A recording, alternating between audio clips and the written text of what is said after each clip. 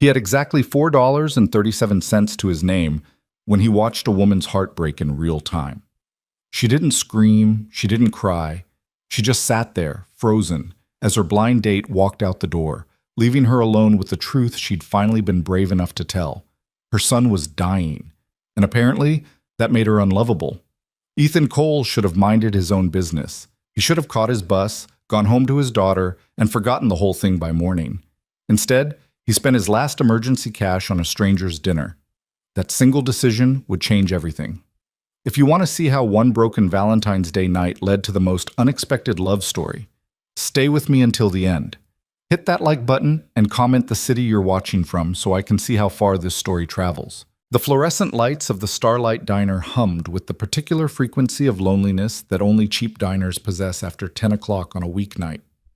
The kind of sound that gets into your bones if you sit still long enough.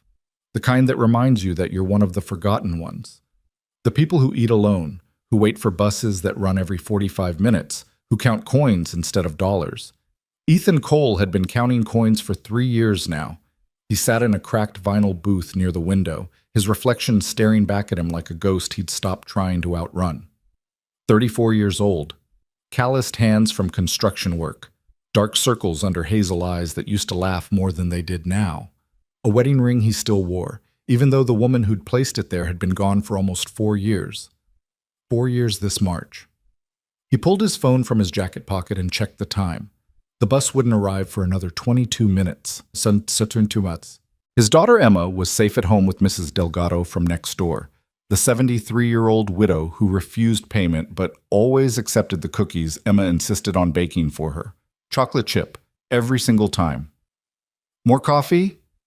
Ethan looked up at the waitress, mid-50s, tired eyes, a name tag that read Gloria in faded letters. She held a pot of coffee that looked like it had been sitting on the burner since the Clinton administration. "I'm okay, thank you." Gloria nodded, not pushing. She'd seen enough men like Ethan in her decades behind this counter, men who nursed 1 cup of coffee for an hour because it was the cheapest thing on the menu, men who were trying to hold something together that kept threatening to fall apart. She moved on to the next table. Ethan wrapped his hands around the lukewarm mug and let his gaze drift across the diner. A couple of truckers at the counter, a teenager with earbuds in, probably waiting for someone who was running late. And in the booth directly behind him, a woman. He'd noticed her when he walked in. Hard not to. She was dressed like she was expecting something good to happen tonight. A deep burgundy dress that probably cost more than his weekly grocery budget. Hair carefully curled. Makeup applied with the kind of precision that spoke of YouTube tutorials and nervous anticipation. She looked like she belonged in a restaurant with cloth napkins and wine lists, not a 24-hour diner with sticky menus and coffee that could double as paint thinner. Across from her sat a man who looked exactly like the type who would take a woman to a place like this on Valentine's Day. Not because he couldn't afford better, but because he'd already decided she wasn't worth the effort. Ethan turned back to his coffee, minding his own business. He had enough problems without borrowing someone else's. But the diner was quiet, and sounds carried. "I just think you should have mentioned it sooner," the man was saying. His voice had that particular edge of someone building toward an exit. Like in your profile or something. "I didn't think..." The woman's voice was softer, careful, like she was walking through a minefield she'd navigated before. "I didn't think it was first date conversation. I wanted you to meet me first, just me." "Yeah, but this is kind of a big deal, Lena. A kid, and you said he's really sick." "He is." "How sick?" A pause. Ethan watched his reflection in the window, but he wasn't seeing himself anymore. He was seeing another hospital room 3 years ago, another conversation that ended in words he never wanted to hear again. "Terminal," the woman, Lena, said quietly. "They don't know exactly how long. Months. Maybe a year if we're lucky." Silence. The kind of silence that says everything words refuse to. "Look," the man said, and Ethan could hear him already standing. "I'm really sorry you're going through that. I am, but I just got out of a really intense relationship, and I'm not looking for anything heavy, you know? I thought this would be fun. Easy."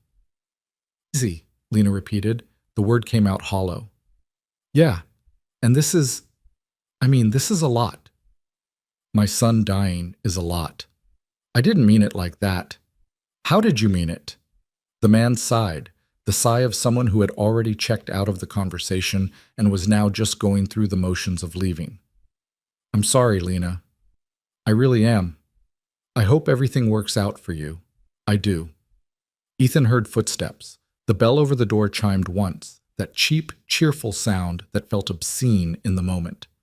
And then the footsteps faded into the February night, leaving behind nothing but cold air and broken silence. He didn't turn around. He wanted to. Some part of him that still remembered how to be human wanted to turn around and say something, anything, to fill the void that man had left behind.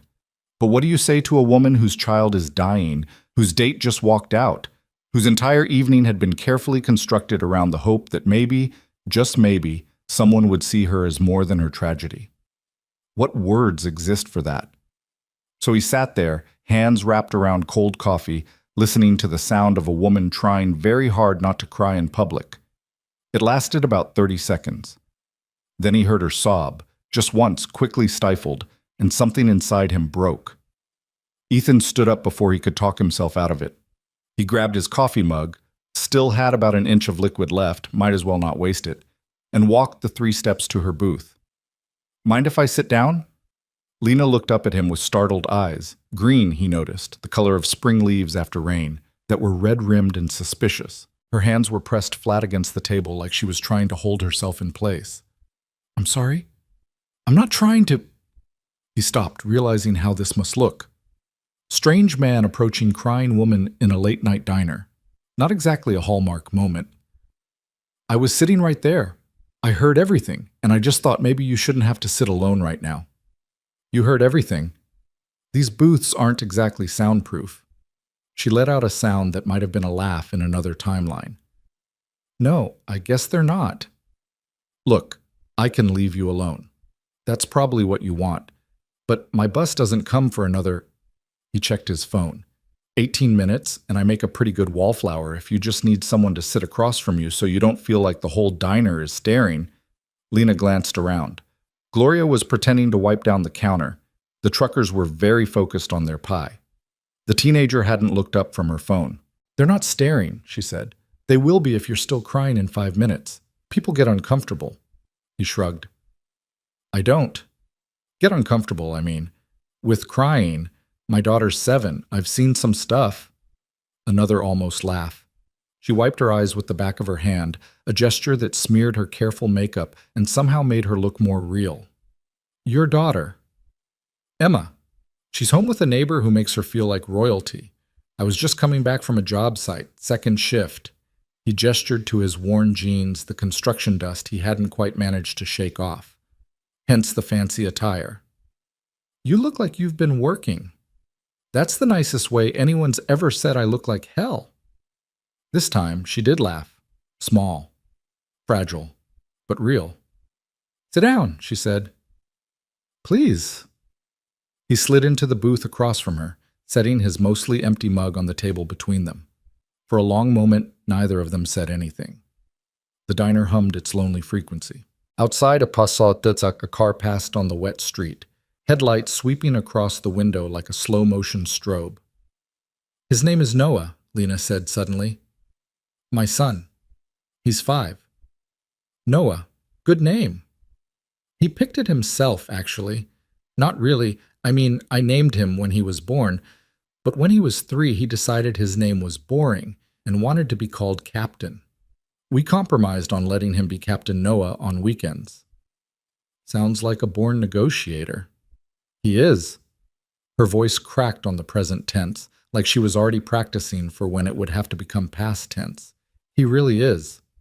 Ethan didn't ask what was wrong with Noah. He'd learned that particular lesson the hard way. How much it costs to answer that question, how many times you have to relive it in the telling. Instead, he said, I lost my wife. 3 years ago next month. Lena looked at him, really looked, like she was seeing something beneath his construction dust and tired eyes that she recognized. I'm so sorry. Her name was Sarah. She was 8 months pregnant with our second. He stopped, took a breath. Even now, the words felt like swallowing glass. Something went wrong. Preeclampsia. We didn't know until it was too late. Lost them both in the same night.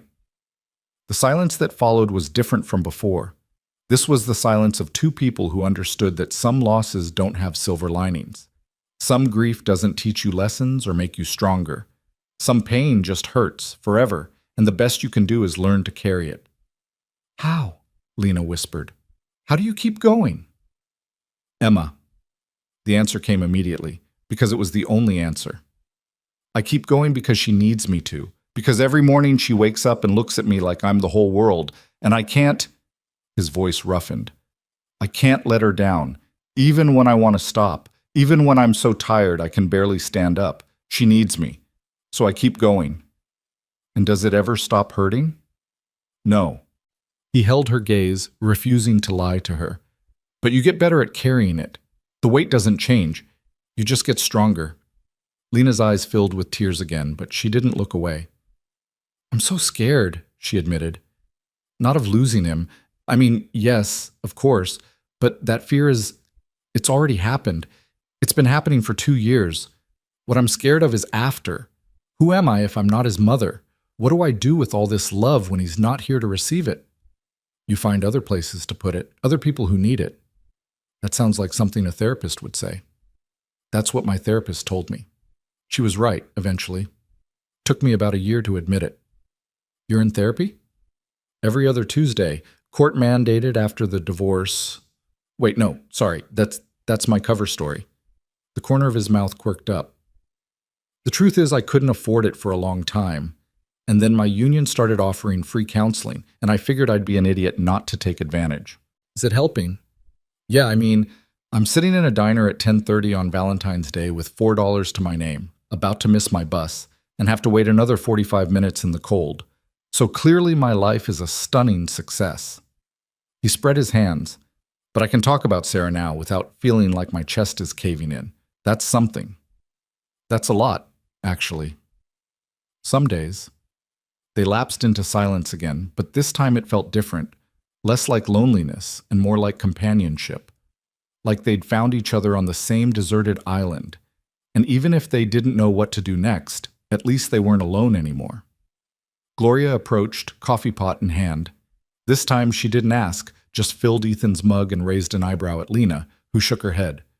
Kitchen's closing in 20, Gloria said. Just FYI. Thanks. Ethan wrapped his hands around the fresh warmth. Any chance I could get— He stopped, remembering his bank balance. Actually, never mind. Get what? Nothing. I was going to ask about the pie, but I should save the— He cut himself off. This was a stranger, a woman he'd met 15 minutes ago.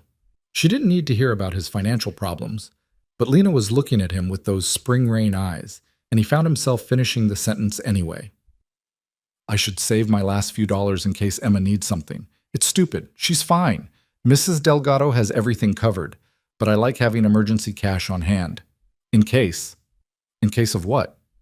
That's the thing about emergencies. You never know. Lena stared at him for a long moment. Then she reached for her purse. Expensive leather, he noticed. The kind that spoke of a life that looked very different from the woman currently sitting across from him in a budget diner. Let me buy you dinner. What? No. I know you didn't. That's why I'm offering. She pulled out a credit card. I was going to order for both of us anyway. My date paid when he arrived, thought he was being a gentleman, left enough for 2 meals before he— She gestured vaguely toward the door. Before he remembered he had better places to be. You don't have to do that. I know I don't have to. I want to. Her jaw set in a way that suggested she didn't make a habit of backing down. You're the first person who's treated me like a human being in— She stopped, corrected herself. In a while. The first person outside the hospital who's actually sat with me and talked to me like I'm not just a tragedy in heels. Let me buy you some pie. Ethan hesitated. Pride was a funny thing. It could make you strong when you needed to be. It could also make you stupid when what you needed was a hot meal and a little kindness. What kind of pie? He asked finally. I don't know. What kind of pie does a place like this have? Apple, probably. Maybe cherry if it's a good night. Then let's get one of each and split them. That's... He did the math in his head. Pie was about $4 a slice here. 2 slices meant $8, plus whatever meals she was already planning to order. That was real money. The kind he'd be worrying about for the next week if it came out of his pocket. That's a lot of pie. It's Valentine's Day, Lena said, with a ghost of a smile that didn't quite reach her eyes. I was planning to drown my sorrows in sugar anyway. Might as well have company. He should have said no. Should have insisted on paying his own way, or at least paying her back later. Should have maintained the boundaries that kept strangers strangers and prevented you from getting too close to people who might disappear. Instead, he said, I've never had the cherry here. Is it any good? I have no idea. Let's find out. They talked until midnight, not about the big things, not at first. They started with the safe stuff. Jobs. Hers. Data analyst at a tech company, remote work mostly, which let her be home with Noah. His.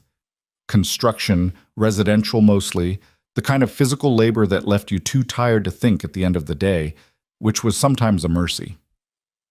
They talked about Denver, how she'd moved here from Seattle after the diagnosis because the Children's Hospital had an experimental treatment program that had since failed, but at least they'd tried. How he'd grown up here, knew every corner of the city, had watched it change from affordable to impossible to navigate on a working-class salary. They talked about their kids. Noah, who loved dinosaurs and astronauts and insisted on combining them into dinosastronauts that he drew in crayon and taped all over the apartment walls. Emma, who wanted to be a veterinarian or a princess or both, and who had recently announced that she was going to marry a horse when she grew up. A horse specifically? Lena asked, laughing. A horse named Mr. Carrot. She's very committed to the relationship. I admire her certainty. She gets it from her mom. Sarah always knew exactly what she wanted. He paused, the name catching in his throat the way it sometimes still did. Emma has her eyes. Same stubborn streak. Sometimes it's... He shook his head. Sometimes it's hard to look at her. But you do anyway. I do anyway. By the time Gloria came to tell them the diner was closing, they'd moved past the safe stuff. Lena had told him about Noah's diagnosis, a rare genetic disorder that attacked the nervous system, that had been stealing pieces of her son one function at a time for 2 years, about the treatments that hadn't worked, the medications that cost more than her monthly mortgage, the insurance company that kept finding reasons to deny claims. Last month they rejected his pain medication, she said, her voice flat with the exhaustion of someone who'd been fighting too long. Said it was experimental. It's been on the market for 15 years. It's not experimental. It's just expensive. What did you do? Paid out of pocket. Put it on a credit card I can't afford. What else was I supposed to do? Let him be in pain? Of course not. The thing is, she wrapped her hands around her long, cold coffee cup. Everyone tells you to be strong, to fight, to never give up. But no one tells you how exhausting it is to be a warrior every single day. How some nights you just want to lie down and stop. How sometimes the bravest thing you do is get out of bed. I know, Ethan said. I know exactly what you mean. I believe you do. She looked at him, really looked, the way people rarely look at each other, like she was trying to memorize his face. Why did you come over here earlier? Why didn't you just leave? He thought about it. The true answer was complicated, tangled up in his own grief, his own loneliness, his own desperate need to feel useful to someone after months of feeling like a failure. But there was a simpler version that was also true. Because you looked like I felt after Sarah died. And I wish someone had sat with me then. Just sat with me. Without trying to fix it. Without telling me it would get better. Just being there. Did anyone? My brother. For about a month. Then he had to go back to his life, and I had to figure out how to build a new one. He shrugged. But that month mattered. It got me through the worst of it, made me believe I could survive. And you think you can do that for me? Help me survive? I think you're already surviving. I think you've been doing it alone for a long time, and I think you're tired. And I think... He stopped himself. This was too much, too fast. They'd known each other for 2 hours. What? Nothing. We should probably... The diner's closing. Ethan? His name on her lips felt strange, intimate, like a door opening that he hadn't realized was there. What were you going to say? He met her eyes. The spring rain green was darker now, in the dim light of the almost empty diner, but no less real. I think you deserve to have someone in your corner, and I know we just met, and I know this is weird, but I don't have anywhere to be tomorrow except work, and you probably don't either, and if you wanted... He took a breath. If you wanted, I could give you my number, not in a... I'm not trying to... I know what you're not trying to do. I just mean, you could call me if you needed someone to talk to, or if you wanted to grab coffee, or if Noah needed someone to help him draw dinosastronauts. He said the word carefully, getting all the syllables right. I'm pretty good at staying in the lines. Lena stared at him for so long he thought he'd made a terrible mistake, that he'd crossed a line he couldn't uncross, that she was about to stand up and walk out, and he'd spend the rest of his life wondering if he'd imagined this entire conversation. Then she pulled a pen from her purse, a fancy one, silver and heavy, and wrote a number on a napkin. She slid it across the table. "This is my number," she said. "Call me. Tomorrow. Not because you feel sorry for me. Not because you're lonely and I'm convenient. Call me because you want to know how the pie was." "How was it?" "Terrible." She smiled. A real smile. The first real smile he'd seen from her all night. The apple was soggy and the cherry was too sweet. It was one of the worst slices of pie I've ever had. "Me too. But I'd do it again." "Yeah." He folded the napkin carefully, tucked it into his jacket pocket close to his heart. "Me too." The bus shelter was 3 blocks from the diner, and the February wind cut through Ethan's jacket like it had a personal grudge against him. He stood under the flickering streetlight, watching his breath fog in the cold air, and thought about what he'd done. Spent his last $4 on a bus ticket, given his number to a woman whose child was dying, promised to call her tomorrow, shared more about his dead wife and grieving heart with a stranger than he'd told his own brother in 3 years. It was reckless, stupid, the kind of thing that got you hurt. But standing there in the cold, with the napkin warm in his pocket and the memory of her smile warm in his chest, Ethan Cole felt something he hadn't felt in a long, long time. Hope. It was fragile, tentative, the kind of hope that could shatter at the slightest touch, but it was there, alive, real. He checked his phone. 3 texts from Mrs. Delgado. "Emma went to bed at 8:30 like an angel. She drew you a picture. It's of a horse named Mr. Carrot. The horse is wearing a crown. Your daughter is something special." He typed back, "She really is, thank you. Be home soon." Then he opened a new message, hesitated, started typing.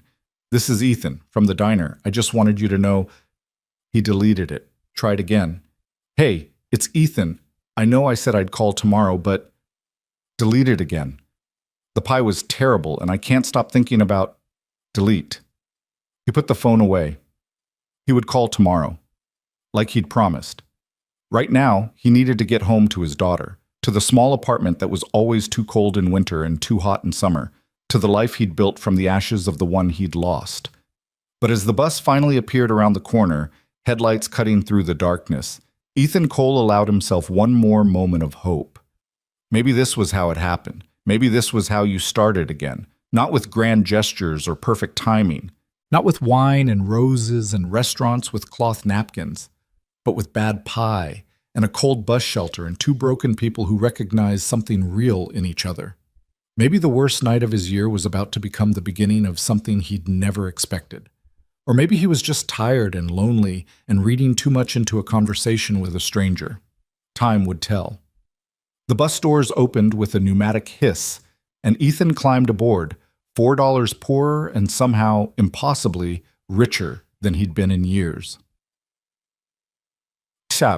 Emma was asleep when he got home. He stood in the doorway of her tiny bedroom, painted purple, because she'd insisted, because purple was the color of magic and horses and things that matter, Daddy, and watched her breathe. Her stuffed elephant was clutched to her chest, Her dark curls, so much like Sarah's, spread across the pillow like a halo. She was the best thing he'd ever done. The only thing that made sense in a world that had stopped making sense 3 years ago. "Hey, Bug," he whispered. "Daddy's home." She didn't stir. He crossed the room, careful to avoid the creaky floorboard by the dresser, and knelt beside her bed, brushed a curl from her forehead, pressed a kiss to her temple. "I met someone tonight," he said, quiet enough not to wake her. "Someone who's going through something really hard, like we did, like we still are." He watched her sleep. "I don't know if anything's going to come of it. Probably not. But for the first time in a long time, I want to find out, too." Emma mumbled something in her sleep, probably about Mr. Carrot, and turned over, taking her elephant with her. Ethan stood, knees protesting the way they always did now, 34 years old and already falling apart. But he made it to the door, made it down the hall to his own room, made it into bed still wearing his construction dust because he was too tired to shower. He pulled out his phone one more time, looked at the napkin with Lena's number, typed it into his contacts, then stared at the blank name field. "Lena," he typed, then deleted it. "Lena from the diner," deleted. "The woman who taught me that sometimes the worst night of your life can also be the beginning of something you never expected." Too long, deleted. He settled on Lena, simple, true. Then he set his phone on the nightstand, closed his eyes, and dreamed for the first time in months of something other than loss. He dreamed of spring rain and green eyes, and a 5-year-old astronaut named Noah reaching for the stars. Ethan called her the next morning. He'd been awake since 5, lying in bed staring at the ceiling, rehearsing what he would say. The words kept rearranging themselves in his head like puzzle pieces that refused to fit. Too casual sounded like he didn't care. Too serious sounded like he was proposing marriage. Too funny sounded like he was trying too hard. By 6:30, Emma was awake and demanding pancakes with, "The faces on them, Daddy, you know the ones," and he'd pushed Lena to the back of his mind while he negotiated the complex politics of breakfast with a 7-year-old who had very specific opinions about the proper ratio of blueberries to chocolate chips. By 8, Mrs. Delgado had arrived to watch Emma for the day, Saturday, but Ethan had picked up an extra shift because extra shifts meant extra money, and extra money meant maybe he could fix the heater before March. By 8:15, he was sitting in his truck in the parking lot of his apartment complex, phone in hand, heart pounding like he was 17 again, and about to ask someone to prom. "This is ridiculous," he muttered to himself. "She's just a person. You're just a person. People call each other. It's a normal thing that normal people do." He dialed before he could talk himself out of it. She answered on the 3rd ring. "Hello?" Her voice was different in the morning, softer, like she'd just woken up, or maybe like she hadn't slept at all. "Hey, it's Ethan, from the diner, from last night, with the pie." He closed his eyes, wincing. "That was too many identifying details, you probably remember." A pause, then, "The pie was terrible. The worst. I've been thinking about it all morning. How did we eat the whole thing?" Desperation, loneliness, a complete absence of self-respect. She laughed, that same fragile, real laugh from the night before, and something in Ethan's chest unclenched. "How are you?" he asked. "Really? I don't know how to answer that question honestly." "Then answer it dishonestly. Whatever's easier." Another pause. He could hear something in the background, a television maybe, turned low, cartoon sounds. "Noah had a rough night," she said finally. "He gets these headaches. The doctors say it's the pressure building up. Never mind. You don't need to hear about this." I asked. "You were being polite." "I wasn't, actually. I'm not very good at polite. Ask anyone who's ever worked with me." She was quiet for a moment. When she spoke again, her voice had shifted, still tired, but warmer. "He's okay now. He's watching his dinosaur show. It's the only thing that helps after the bad nights. Dinosaurs and orange juice and his weighted blanket. That sounds like a pretty solid recovery protocol. We've had practice." Ethan glanced at the clock on his dashboard. He was going to be late for work if he didn't leave in the next 5 minutes. He didn't move. "I was thinking," he said, "and you can absolutely say no, This is a weird thing to suggest. We barely know each other. You're stalling. I'm building suspense. You're stalling. Okay, yes, I'm stalling. He took a breath. I was thinking maybe I could come over, meet Noah. I meant what I said about the Dinosastronauts. I really am good at staying in the lines. Silence stretched across the phone line, long enough that Ethan started preparing his graceful exit, the apology he would offer, the way he would pretend this didn't sting. Then Lena said, Today? Not today. I have work. But tomorrow? If that's not too soon. If that's not weird. It's definitely weird. Yeah. But weird might be okay right now. He heard her take a breath, could almost see her making a decision. Tomorrow. Come for lunch. I'll text you the address. What should I bring? Nothing, just yourself. Can I bring Emma? My daughter. She would love Noah. She's obsessed with space and animals and anything that combines them. You want to bring your daughter to meet my dying son? The words hung in the air, stark and brutal in their honesty. Yes, Ethan said simply. If that's okay with you. Why? Because she needs to learn that life isn't always easy and that people help each other anyway. Because I think she'd be good for him. Because... He stopped, not sure how to say the rest. Because what? Because I think you need to see that not everyone is going to walk away when things get hard. The silence that followed was different, heavier, like something fundamental was shifting between them. Bring her, Lena said finally. Bring Emma. I'll make sandwiches. She only eats peanut butter and jelly with the crusts cut off. Then I'll cut off the crusts. You don't have to... Ethan. His name again? In her voice, still sounding like a door opening. I want to. Let me. He closed his eyes, leaned his head back against the seat. Okay, tomorrow, lunch, peanut butter and jelly, no crusts. It's a date. Is it? I don't know. Maybe it's just sandwiches. Sandwiches are good. Sandwiches are great. I'll see you tomorrow, Lena. See you tomorrow, Ethan. She hung up first. He sat in his truck for another full minute, phone pressed to his chest, breathing like he'd just run a marathon.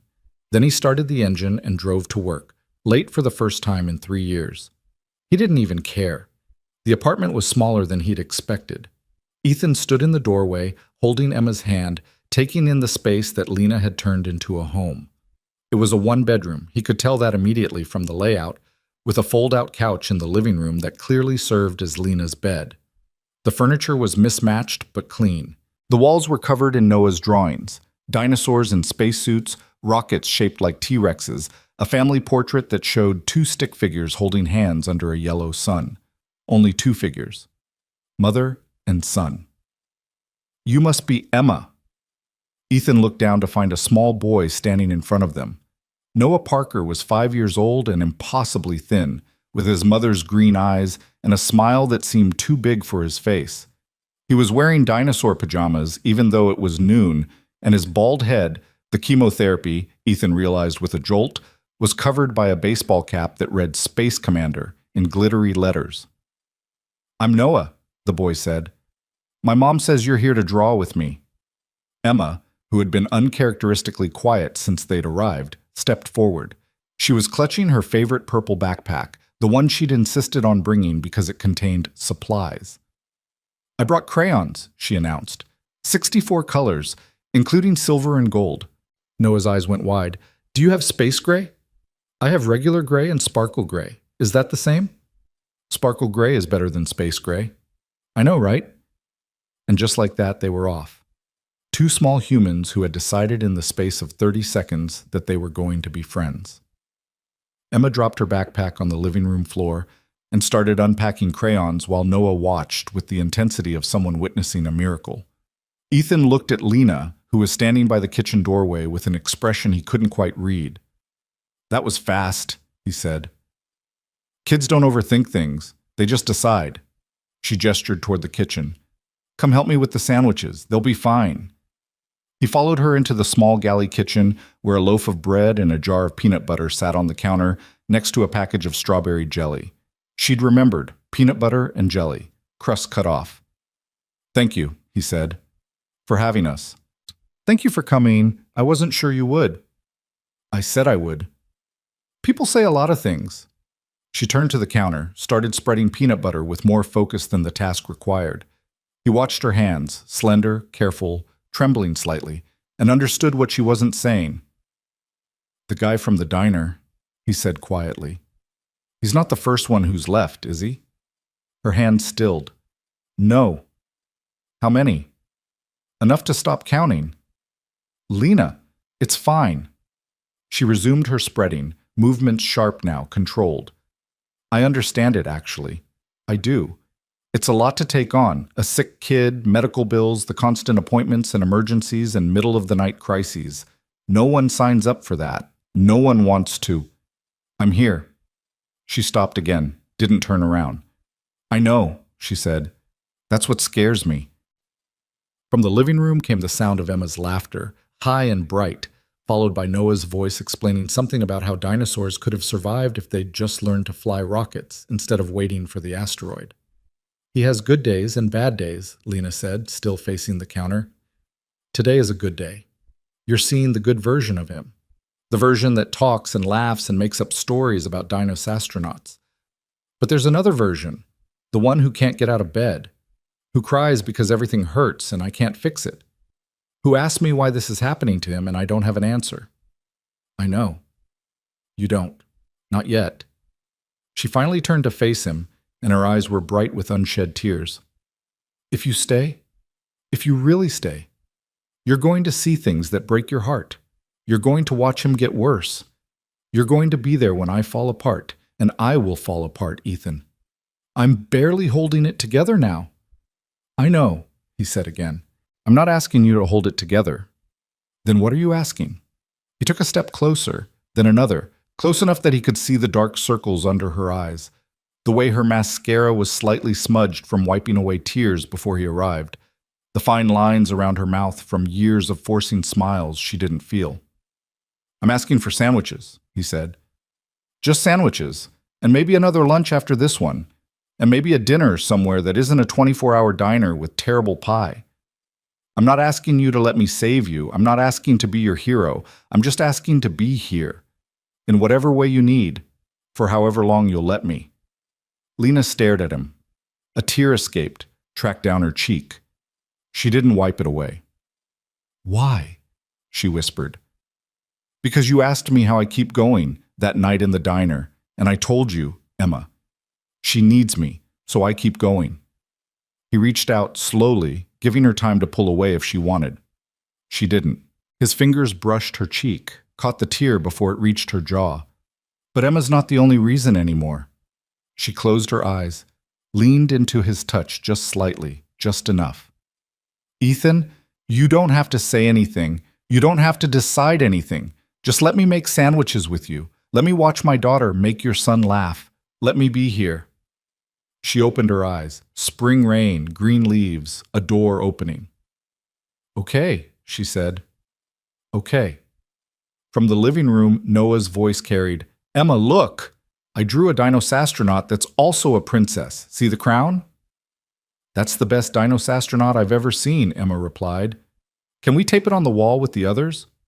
Yeah, Mom says I can tape anything I want on the wall. It's my art gallery. Lena laughed, a wet, broken sound that was somehow also the most beautiful thing Ethan had heard in years. We should finish the sandwiches, she said. They're going to be starving after all that art. Yeah, we should. Neither of them moved. Ethan? Yeah? Thank you for not walking away. Thank you for letting me stay. She reached up, covered his hand with hers where it still rested against her cheek, held it there for a heartbeat. Then she stepped back, took a breath, and turned to the counter. Crust's off, right? Crust's off. I can do that. I know you can. They made sandwiches together, side by side in the tiny kitchen, while two children who had just met created an entire universe in the living room. Dinosastronauts, princess rockets, a friendship forged in crayon and imagination. It wasn't a fairy tale. It wasn't a happy ending, but it was a beginning. And sometimes, that's enough. The next 3 weeks passed in a blur of small moments. Ethan started coming over every Sunday. then Wednesday evenings, then Saturday mornings, when Noah had the most energy and Emma was practically vibrating with excitement by the time they reached Lena's apartment door. The kids became inseparable in the way only children can. Instant best friends, partners in imaginary crimes, co-conspirators in a world of their own creation. Emma appointed herself Noah's official assistant, helping him with everything from choosing which dinosaur pajamas to wear to deciding what color the alien planet should be in their drawings. Noah, in turn, taught Emma everything he knew about space, which was considerable for a 5-year-old, and patiently explained why actually the moon was not made of cheese, Emma. That's ridiculous. It's made of rocks, he said one afternoon with the certainty of someone who had researched this extensively. Gray rocks and dust and footprints from the astronauts who visited. But what if the cheese is under the rocks? Emma countered. What if the astronauts just didn't dig deep enough? Noah considered this with genuine seriousness. We could go and check. When I'm an astronaut. You're going to be an astronaut? I'm going to be everything. A dinosastronaut, a princess rocket scientist, a doctor who works in space. Can I come with you? Obviously, you're my assistant.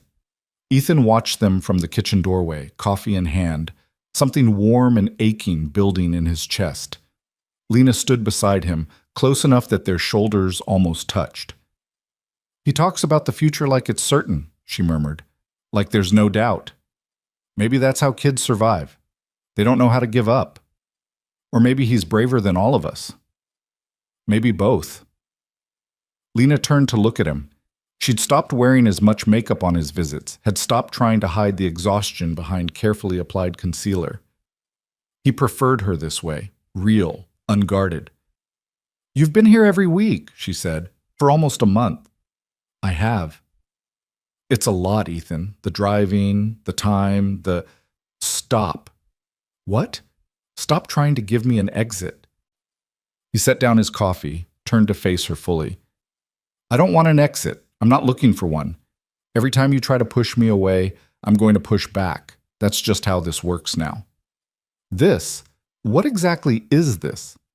It was the question they'd both been avoiding, the relationship that had no name, the connection that defied easy categorization. They weren't dating, not really. There had been no kisses, no declarations, no romantic dinners by candlelight. But there was also nothing casual about the way Ethan's heart raced when his phone buzzed with her name, or the way Lena's whole face changed when she heard his knock at the door. I don't know, he admitted. Does it have to be something specific? My therapist would say yes. What would you say? She was quiet for a moment. In the living room, the kids were arguing about whether dinosaurs had feathers, which Emma insisted was scientifically proven, Noah. I saw it on TV. I would say, Lena started, then stopped, started again. I would say that I've been alone for a very long time, and that being alone made sense when Noah was first diagnosed because I needed to focus on him, only him, nothing else mattered. But now I'm starting to wonder if I was just afraid. Of what? Of this. She gestured between them, the invisible thread that had been tightening since that night in the diner. Of letting someone in, of giving myself one more thing to lose. The words hit him like a physical weight. One more thing to lose. He understood that fear intimately, knew the way it wrapped around your heart, and squeezed until breathing became an act of will. I can't promise you won't lose me, he said carefully, but I can promise that I'm not going anywhere by choice. Whatever happens, however this ends, it won't be because I walked away. How do you know? Because I've already lost everything once. I know what that feels like, and I know that the only thing worse than loss is regret. I'd rather have something beautiful for a short time than have nothing at all forever. Lena's eyes glistened. That's either the most romantic thing anyone's ever said to me or the saddest. Can it be both? Maybe. She reached out, took his hand. Her fingers were cold like they always were, but her grip was strong. I'm scared, Ethan. I'm so scared. Me too. You don't seem scared. I'm terrified. I'm terrified that I'm going to fall in love with your son and have to watch him. Couldn't finish the sentence. Couldn't put words to that particular horror. I'm terrified that I'm going to mess this up somehow, say the wrong thing, do the wrong thing, be the wrong thing. I'm terrified that Emma's going to get attached and then I'll push you away and break her heart. Yeah, I don't want to do that. Then don't. She laughed, but it was wet, choked. You make it sound simple. It is simple. Not easy, but simple. In the living room, Noah's voice rose with excitement. Emma, look, I finished the rocket. It's got a dinosaur driver and everything. Does it have cup holders? Rockets need cup holders for the juice boxes. Oh no, I forgot cup holders. It's okay, we can add them. See, right here. Ethan watched Lena watching them. Watched the way her expression shifted from anguish to something softer. Tenderness. Hope. He's happy, she whispered. I haven't seen him this happy in months. Emma's good for him. You're good for him. For both of us. She squeezed his hand. I'm not going to push you away. I can't promise I won't try. It's instinct at this point, but I promise to fight it. To let you fight back. Is that enough? It's everything. They stood there in the kitchen doorway, holding hands, watching their children create worlds out of crayons and imagination.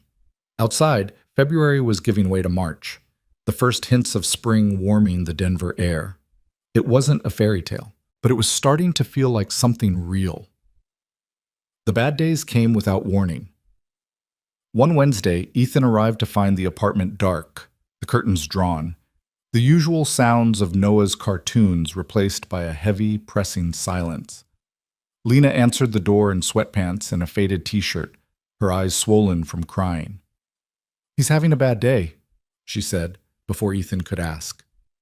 You should probably go. Can I help? No, there's nothing anyone can do. He just needs to rest and wait for the pain to pass and... Her voice cracked. You should go. But Emma was already pushing past both of them, small feet determined on the threadbare carpet. Emma, wait, Ethan started, but she was gone, heading straight for Noah's bedroom like she had a sixth sense for where he would be. They found her standing in the doorway, backpack clutched to her chest, staring at the small figure curled up on the bed. Noah was crying, soft, hitching sobs that he was trying to muffle with his pillow. His dinosaur pajamas were dark with sweat, and even from the doorway, Ethan could see the way his hands were pressed against his temples, fighting a headache that no 7-year-old should ever have to endure. Noah? Emma whispered. Go away. The words came out strangled, nothing like the bright-eyed boy who had spent last Sunday explaining the entire history of the Cretaceous period. Please, I don't want you to see me like this. Like what? Sick. Crying, stupid. Emma dropped her backpack on the floor, walked to the bed, climbed up beside him without waiting for permission. You're not stupid, she said. You're the smartest person I know. I can't even... Noah sobbed again, his whole body shaking. I can't even play today. I can't do anything. I'm useless. You're not useless, you're just hurting. Emma lay down beside him, carefully, making sure not to jostle the bed. When I hurt, my daddy holds my hand. Can I hold yours? A pause. Then slowly, Noah reached out. His small fingers, trembling with pain, wrapped around Emma's. It helps, he whispered. A little. Good. I'll stay until it helps a lot. Ethan felt Lena's hand find his, felt her weight sag against him as something in her finally gave way. She's never... Lena's voice was barely audible. No one has ever... I know. They stood in the doorway watching Emma hold Noah's hand, watching two children navigate something that most adults couldn't handle. Emma started talking, soft, gentle, a stream of consciousness about Mr. Carrot and the wedding she was definitely still planning, and the dress she was going to wear, which would be purple, obviously, because purple was the color of magic and horses and things that matter. Noah's sobs began to quiet. His breathing steadied. The hand pressed against his temple slowly relaxed. Tell me more, he whispered. About Mr. Carrot. Well, he has a very big stable, and he likes apples but not carrots, even though his name is Mr. Carrot. I think that's ironic. Do you know what ironic means? No. Me neither. But my daddy says it all the time, so it must be important. Against all odds, Noah laughed. It was weak, exhausted, nothing like his usual bright energy, but it was a laugh. Ethan pulled Lena out of the doorway, gently guiding her to the kitchen. She was shaking, her whole body trembling with the effort of holding herself together. "Breathe," he said. "Just breathe." "I can't. He's. I know. Just breathe."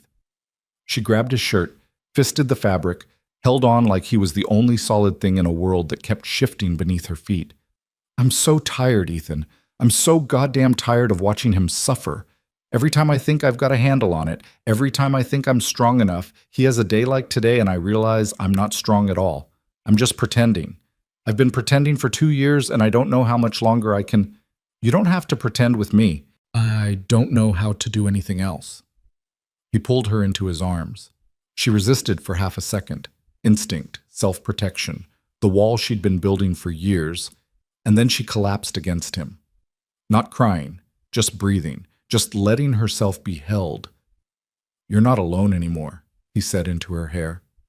"Whatever happens, whatever comes, you're not alone." She didn't respond, but her arms came up, wrapped around him, held on with the same desperate strength she'd given to his shirt. They stayed like that for a long time. In the bedroom, Emma was still talking. Noah was still listening. And outside, March was settling over Denver, bringing the first warmth of spring to a world that had been cold for far too long. Ethan went back to work that night with a renewed intensity that his coworkers noticed immediately. "You're volunteering for doubles?" Mike Hernandez raised an eyebrow. Mike was the crew foreman, a weathered man in his 50s who had known Ethan since Sarah's funeral. "Since when?" "Since now. Whatever's available." "The overtime's going to kill you." "I'll manage." Mike studied him for a long moment, the kind of look that only comes from years of working alongside someone, knowing their patterns, their limits, their tells. "This about the woman?" he asked finally. "The one you've been seeing?" "I'm not—" Ethan stopped, tried to figure out how to explain something he didn't fully understand himself. "Her son is sick, really sick. Medical bills are piling up. Insurance keeps denying claims. And I can't just sit there and watch her drown while you what?" "While I'm falling in love with her." The words came out before he could stop them. He hadn't said them aloud before, hadn't even admitted them to himself.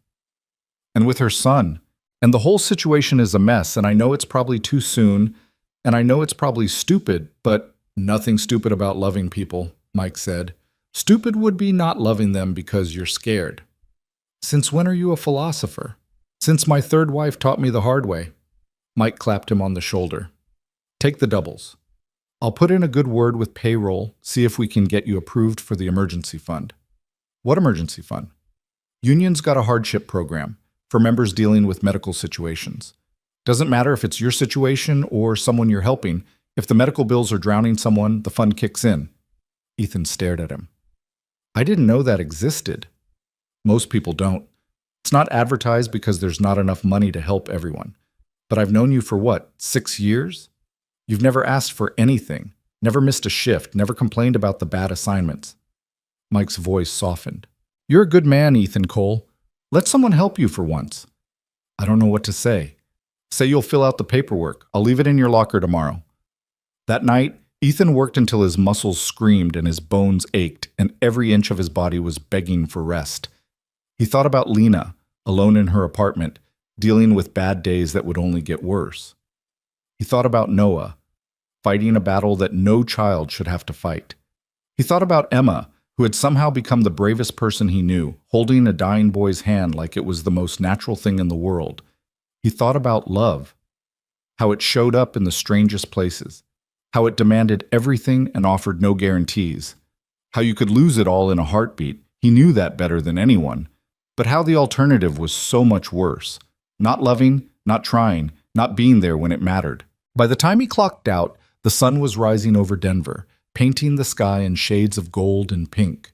He sat in his truck, too tired to drive, and pulled out his phone. 3 messages from Lana. The first, "Noah's asleep."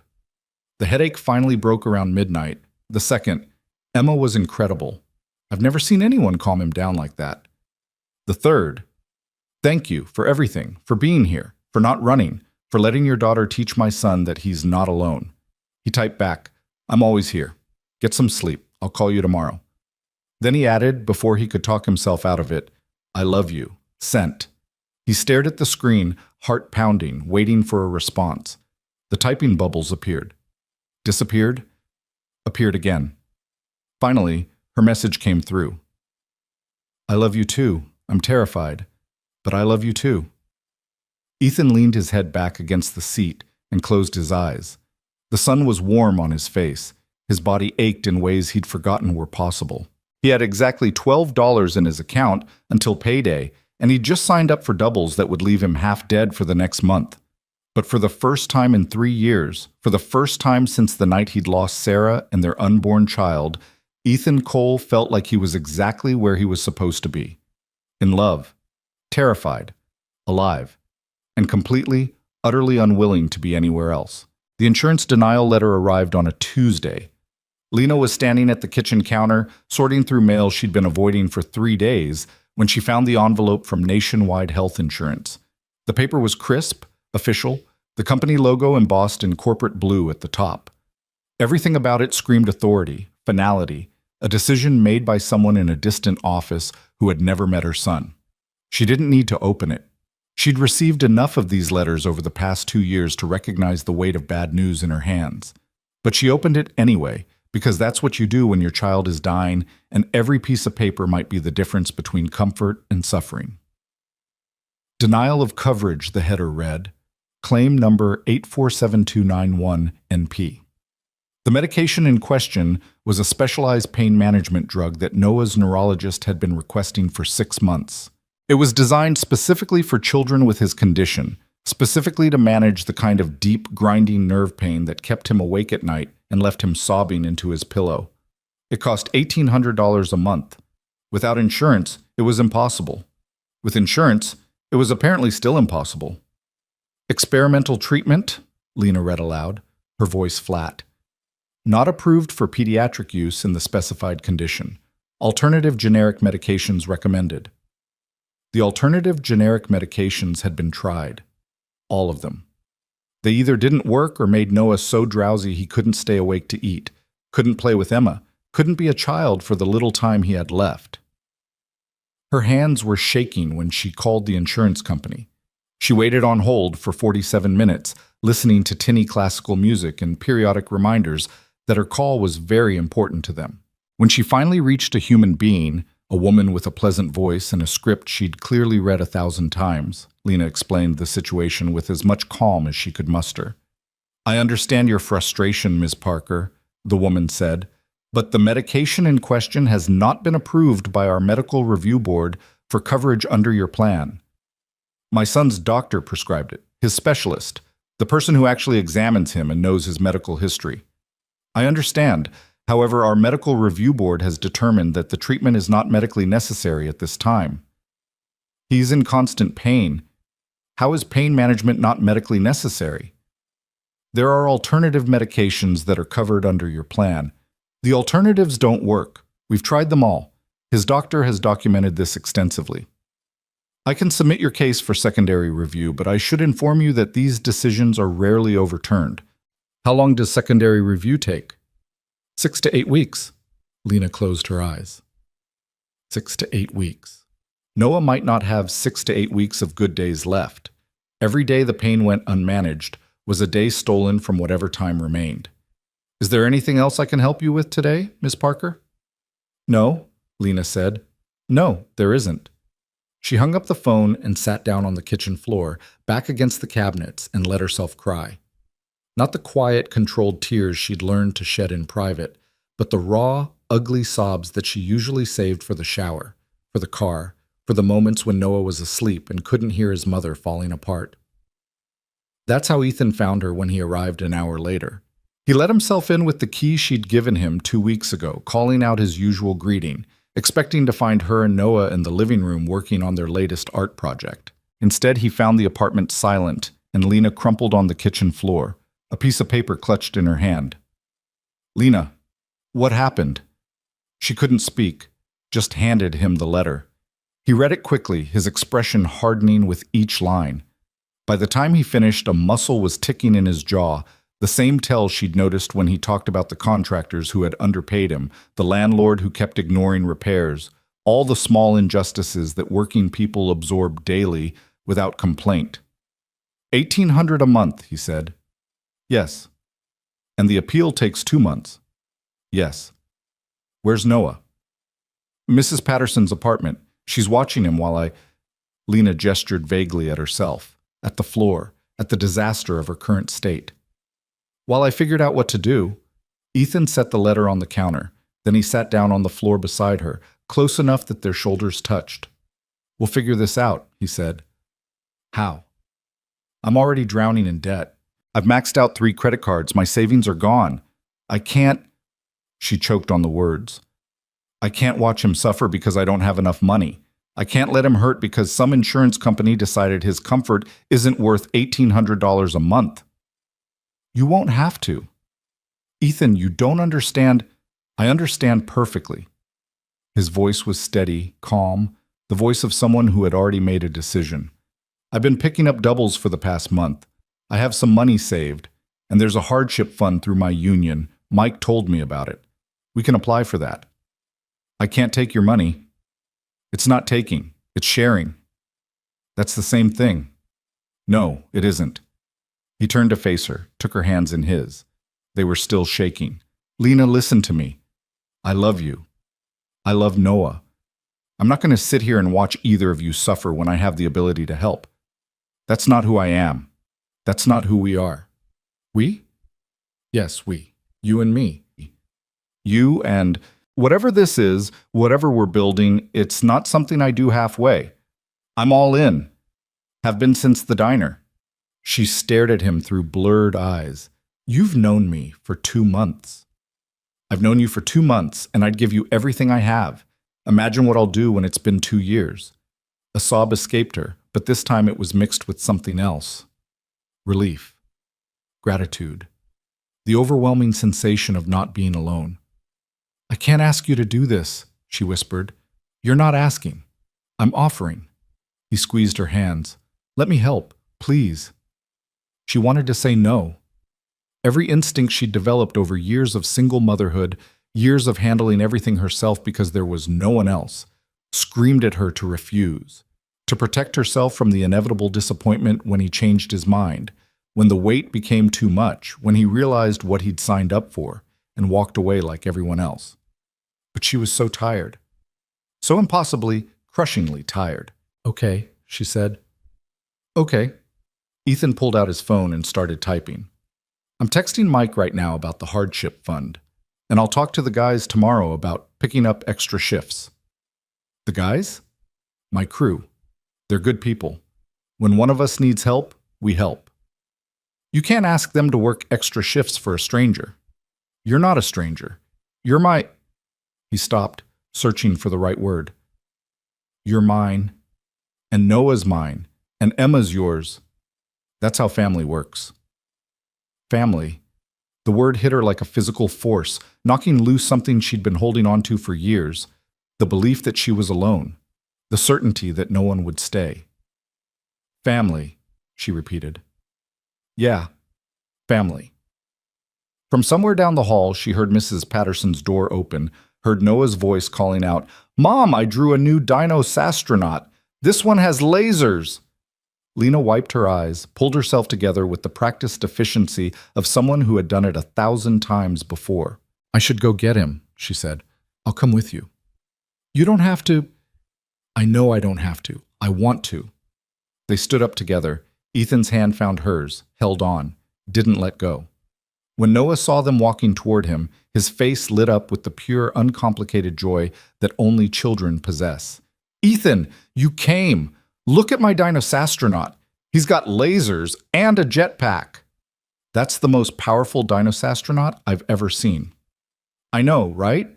Mom, can Ethan stay for dinner? Can he? Please? Lena looked at Ethan. He was already looking back at her, waiting, letting her decide. Yes, she said.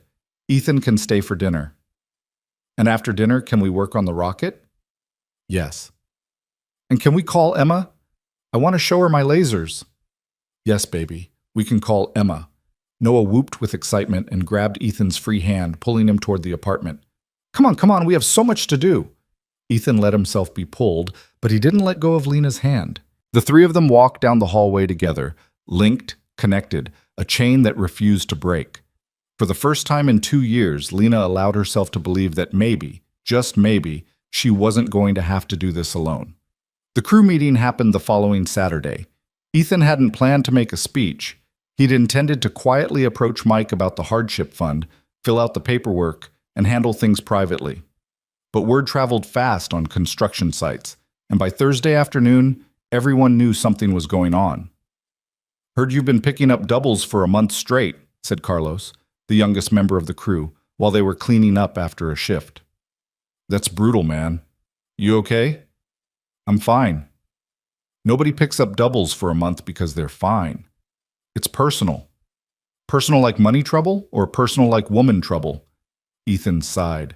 Carlos was 23, built like a truck, and had the emotional sensitivity of a golden retriever. He asked questions because he cared, not because he was nosy. It was hard to be annoyed with him. "Both," Ethan admitted, "but mostly the second one. The new lady you've been seeing, the one with the kid? Her son is sick, really sick, and the insurance company is jerking them around on medication. I'm trying to help." Carlos's face shifted from curious to serious in an instant. "How sick?" "Terminal." The word hung in the air between them, heavy and final. "Damn," Carlos said quietly. "That's damn." "Yeah. What do you need? Seriously, what do you need?" "Right now, just more hours." And Mike mentioned the hardship fund. "The hardship fund takes forever. Red tape and approvals and all that." Carlos pulled out his phone. "Let me make some calls." "Carlos, you don't have to. Shut up. You do the same for any of us." He was right. Ethan would. Had, in fact, when Carlos's grandmother needed surgery last year and the family was scrambling to cover the deductible. Ethan had organized a collection, twisted arms, made sure the money was there when it was needed. That's how it worked. You helped people. They helped you back. The circle continued. By Saturday morning, the entire crew had assembled at Mike's house for what was being called an emergency meeting. Ethan walked in expecting maybe 5 or 6 guys. Instead, he found 23 construction workers crowded into a living room that smelled like coffee and determination. "What is this?" he asked. "This," Mike said, "is your family. Sit down." Ethan sat. Mike stood at the front of the room, arms crossed, looking every inch the foreman he'd been for 30 years. Ethan's been killing himself with doubles for a month. Most of you know why by now. For those who don't, his girlfriend's kid is dying. Insurance won't cover the meds. He needs help. A murmur ran through the room. Ethan felt his face heat with something between embarrassment and gratitude. "I've talked to the union about the hardship fund," Mike continued. "They're processing the application, but it's going to take time. In the meantime, we're going to do what we always do when one of our own is struggling." He pulled out a coffee can, the same kind they used for collections at every funeral, every wedding, every emergency. It was already half full of bills. "I'm not asking anyone to break the bank. Give what you can. If you can't give money, give hours. Pick up shifts and donate the overtime to Ethan's fund. We're a family here. We take care of each other." One by one, the men in the room stood up. They walked to the coffee can and dropped in whatever they had. 5s, 10s, 20s. One guy pulled out 100 and shrugged when Ethan tried to protest. "My kid was sick last year," the man said. "You organized the collection. This is me paying it forward." By the time everyone had contributed, the coffee can was overflowing.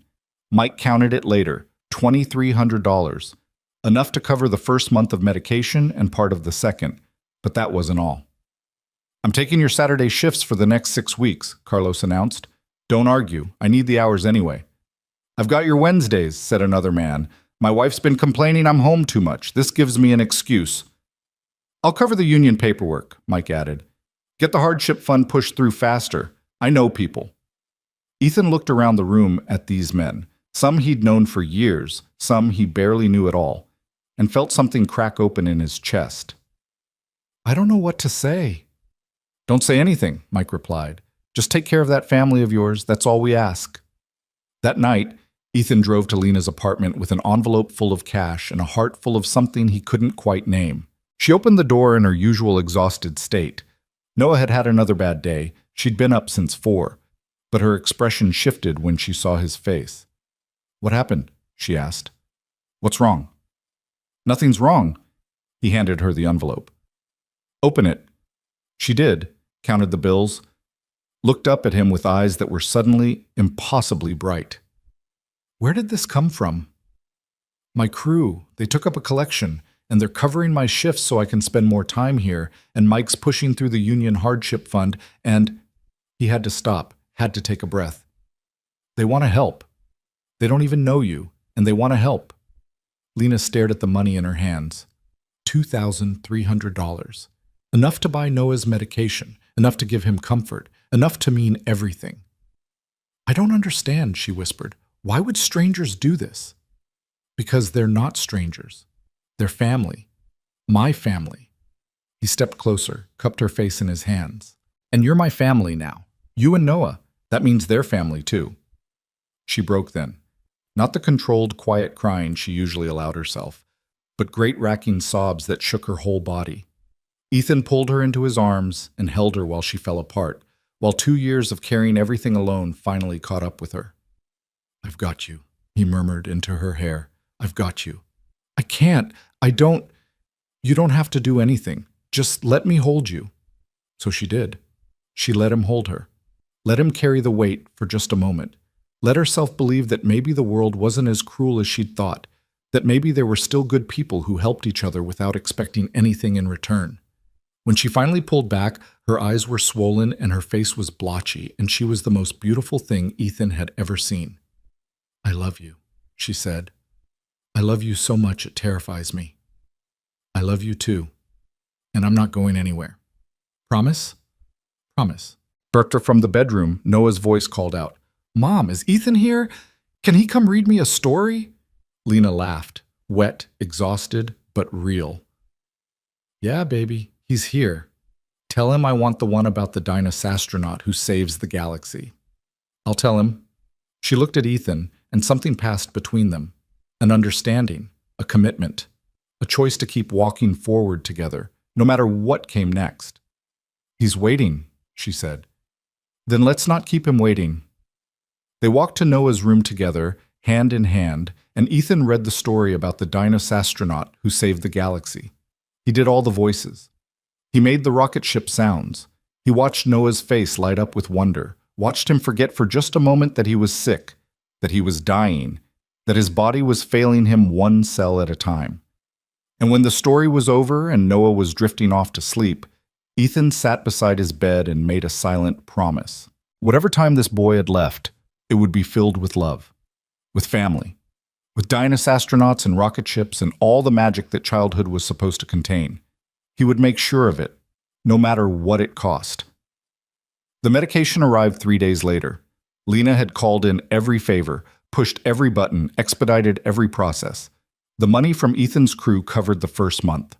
The hardship fund, miraculously approved in record time thanks to Mike's connections, would cover the second and third. After that, they would figure something out. They always did. The first dose was administered on a Thursday evening. Emma was there because she was always there now, and she held Noah's hand while Lena carefully measured out the liquid and helped him swallow it. "It tastes weird," Noah announced, "like grape medicine, but also like feet." "How do you know what feet taste like?" Emma asked. "I licked my toe once, for science." "That's disgusting. That's science, Emma." Sometimes science is disgusting. Ethan and Lena exchanged a look across the room, the look of parents who had learned to communicate entire conversations in a single glance. Their look said, "He's joking. He's being himself. The medicine is working." Within an hour, the change was visible.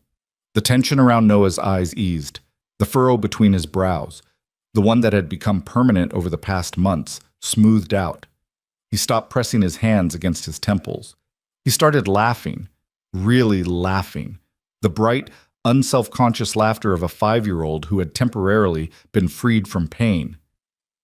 "Can we build a fort?" he asked. "Mom, can we? Please." "I want to build a fort and pretend we're astronauts on a space station." "We can build a fort," Lena said, and her voice cracked on the words. They built the fort together, all four of them, working as a team. Ethan and Lena handled the heavy lifting, dragging the couch cushions and draping the blankets.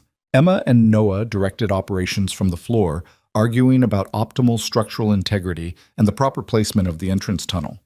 When it was done, they all crawled inside. The fort was barely big enough for 4 people, and everyone was squeezed together in a tangle of limbs and cushions and warm breath. Noah was pressed against Ethan's side, Emma against Lena's. For a moment, no one spoke. Then Noah said, "This is my family." The words were simple, matter-of-fact, delivered with the certainty of a child who saw the world clearly. "This is my family," he repeated. "Ethan and Mom and Emma and me. We're a family now." Emma nodded solemnly. "We're definitely a family."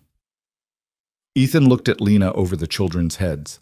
Her eyes were full of tears, but she was smiling, really smiling, the kind of smile that transformed her whole face. "Yeah," he said. "We are." "Does that mean you and Mom are going to get married?" Noah asked. "Because that's what families do.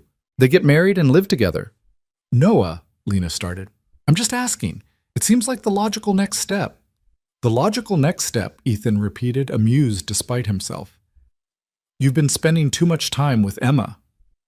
"Emma's very logical." "I am," Emma confirmed. "I'm the most logical person I know." "What if we just focus on being a family for now?" Lena suggested gently. "The other stuff can come later." Noah considered this. "Okay, but I think you should get married eventually. Ethan makes good pancakes, and you're always happier when he's here." Out of the mouths of babes, Ethan thought. Out of the mouths of wise, dying babes who saw everything and understood more than anyone gave them credit for. "I'll take it under advisement," Lena said. "That means she's thinking about it," Emma Stage whispered to Noah. "I know. I'm not stupid. I never said you were stupid." "Good. Because I'm very smart. I know about dinosaurs and space and medicine." "That's true. You're basically a genius." "Thank you, Emma. You're basically a genius too." Ethan lay there in the cramped fort surrounded by his family, because that's what they were now, and let the moment wash over him. The joy, the grief, the fierce, impossible hope that somehow everything would be okay. He knew it wouldn't be. Not really. Not in the way that fairy tales promised. But for now, in this moment, 4 people who had found each other against all odds were lying in a blanket fort, pretending to be astronauts on a space station. And that was enough. It had to be enough. Because sometimes enough was all you got. The good days stretched into weeks, and the weeks began to feel almost normal. Noah started having more energy. The medication managed his pain well enough that he could play for hours without needing to rest. He and Emma developed increasingly elaborate games, ongoing sagas about dino-astronauts saving distant planets, complex negotiations between alien species that always seemed to end in intergalactic pizza parties, adventures that spanned multiple afternoons and required detailed maps drawn in crayon. Ethan moved in gradually, the way these things happen when no one's really paying attention. First it was a toothbrush left in the bathroom, then a change of clothes in Lena's closet, then his toolbox in the hall, his coffee mug in the cabinet, his presence so woven into the fabric of their daily life that it felt strange when he wasn't there. They never discussed it formally, never sat down and decided that yes, this was happening. They were officially combining their lives. It just happened, naturally, inevitably, like water finding its level. Emma started calling Lena by her first name, then started calling her Lena Mom as a joke, then dropped the Lena part without realizing it. Noah did the same with Ethan, graduating from Ethan to Ethan Dad to just Dad over the course of a single Sunday afternoon. "Dad, can you pass the ketchup?" Everyone at the table froze. Noah looked up from his hot dog, confused by the sudden silence. "What?" he asked. "You called me Dad," Ethan said carefully. "Oh." Noah considered this. "Is that okay? Because you're like my dad now. You live here, and you make breakfast, and you read me stories, and you love my mom. That's what dads do." "It's okay with me if it's okay with your mom."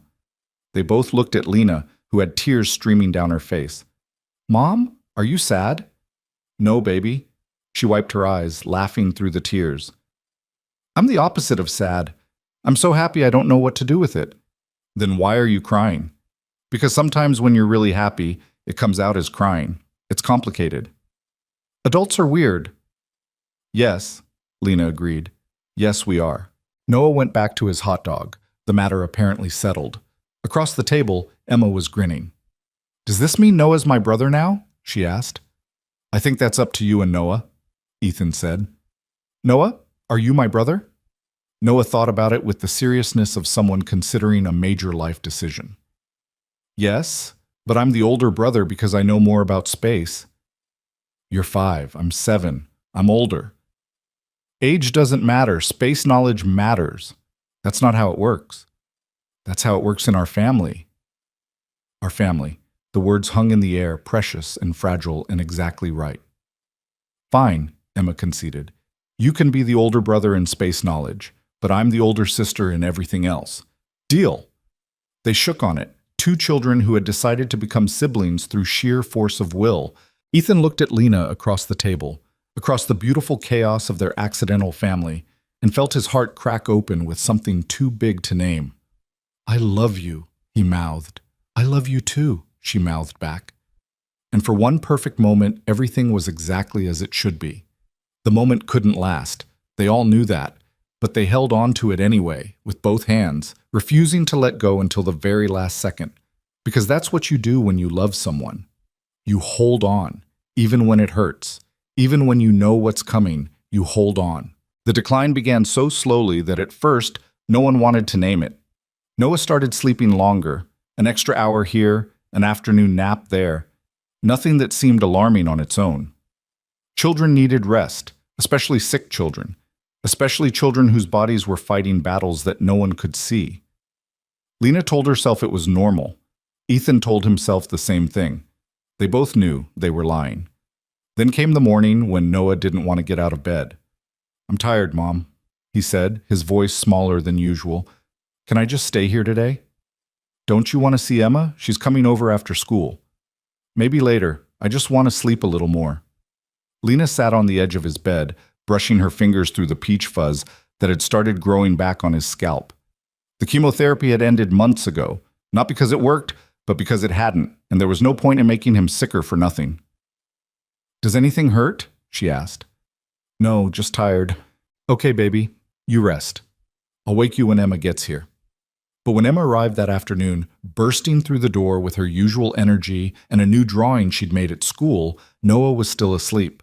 And when they finally woke him, he smiled at Emma, looked at her drawing, said all the right things, but his eyes were distant, unfocused, like he was already somewhere else. Is Noah okay? Emma asked Ethan that night, after they'd tucked both children into bed in the room they now shared. He seemed different today. He's just tired, Bug. Sick kids get tired sometimes. But he's going to be okay, right? He's going to get better? Ethan knelt down so he was eye level with his daughter. She had Sarah's eyes, that same sharp intelligence, that same ability to see through comfortable lies. He couldn't lie to her. Wouldn't. Noah's very sick, he said carefully. Sometimes people get sick in ways that doctors can't fix. We're doing everything we can to help him feel good and have fun. But I can't promise he's going to get better. I wish I could, but I can't. Emma's lower lip trembled. Is he going to die? Yes, sweetheart. Probably. We don't know when, but yes. That's not fair. No, it's not fair at all. Why does it have to be him? He's my brother. He's my best friend. Why can't it be someone else? I don't know. I wish I had an answer for you, but I don't. Emma threw her arms around his neck and held on with the fierce strength of a child confronting something too big to understand. Ethan held her back, breathing in the smell of her shampoo, feeling her small body shake with sobs she was trying to suppress. I don't want him to go, she whispered. I know, Bug. Neither do I. Can't we do something? Can't we fix him? We're doing everything we can. The doctors, the medicine, all of it. But some things can't be fixed. Some things we just have to live through. How do you live through something like this? It was the question Ethan had asked himself 1,000 times after Sarah died. The question that had no good answer only the answer that was true. "One day at a time," he said. "One moment at a time. You hold on to the people you love, and you keep going, even when it hurts. Even when you think you can't." That sounds hard. It is hard. It's the hardest thing in the world. But you're strong, Emma. Stronger than you know. She pulled back, wiping her eyes. "Dad?" "Yeah?" "Can I sleep in Noah's room tonight? I don't want him to be alone. I think he'd like that very much." Ethan watched her walk down the hall to the room where Noah was already sleeping, watched her climb into the bed beside him and curl up close. Two children sharing warmth in the darkness. Two siblings who had chosen each other, holding on while they still could. He stood in the doorway for a long time, unable to move, unable to do anything but witness. The next few weeks were a study in small goodbyes. Noah stopped being able to walk to the park. Then he stopped being able to walk to the living room. The wheelchair came first, borrowed from the hospital, and Noah pretended to like it because it had wheels, and wheels were basically like being a race car driver. But Ethan saw the way his face fell when he couldn't stand up to reach the crayons on the shelf, when he couldn't chase Emma around the apartment, when his body refused to do the simple things that 5-year-old bodies were supposed to do. The hospital bed came next. It was set up in the living room because Noah insisted he didn't want to be stuck in the bedroom, didn't want to miss anything, didn't want to be separated from his family. "The living room is where we live," he said, with the iron logic of a child. "I want to live there." So they rearranged everything.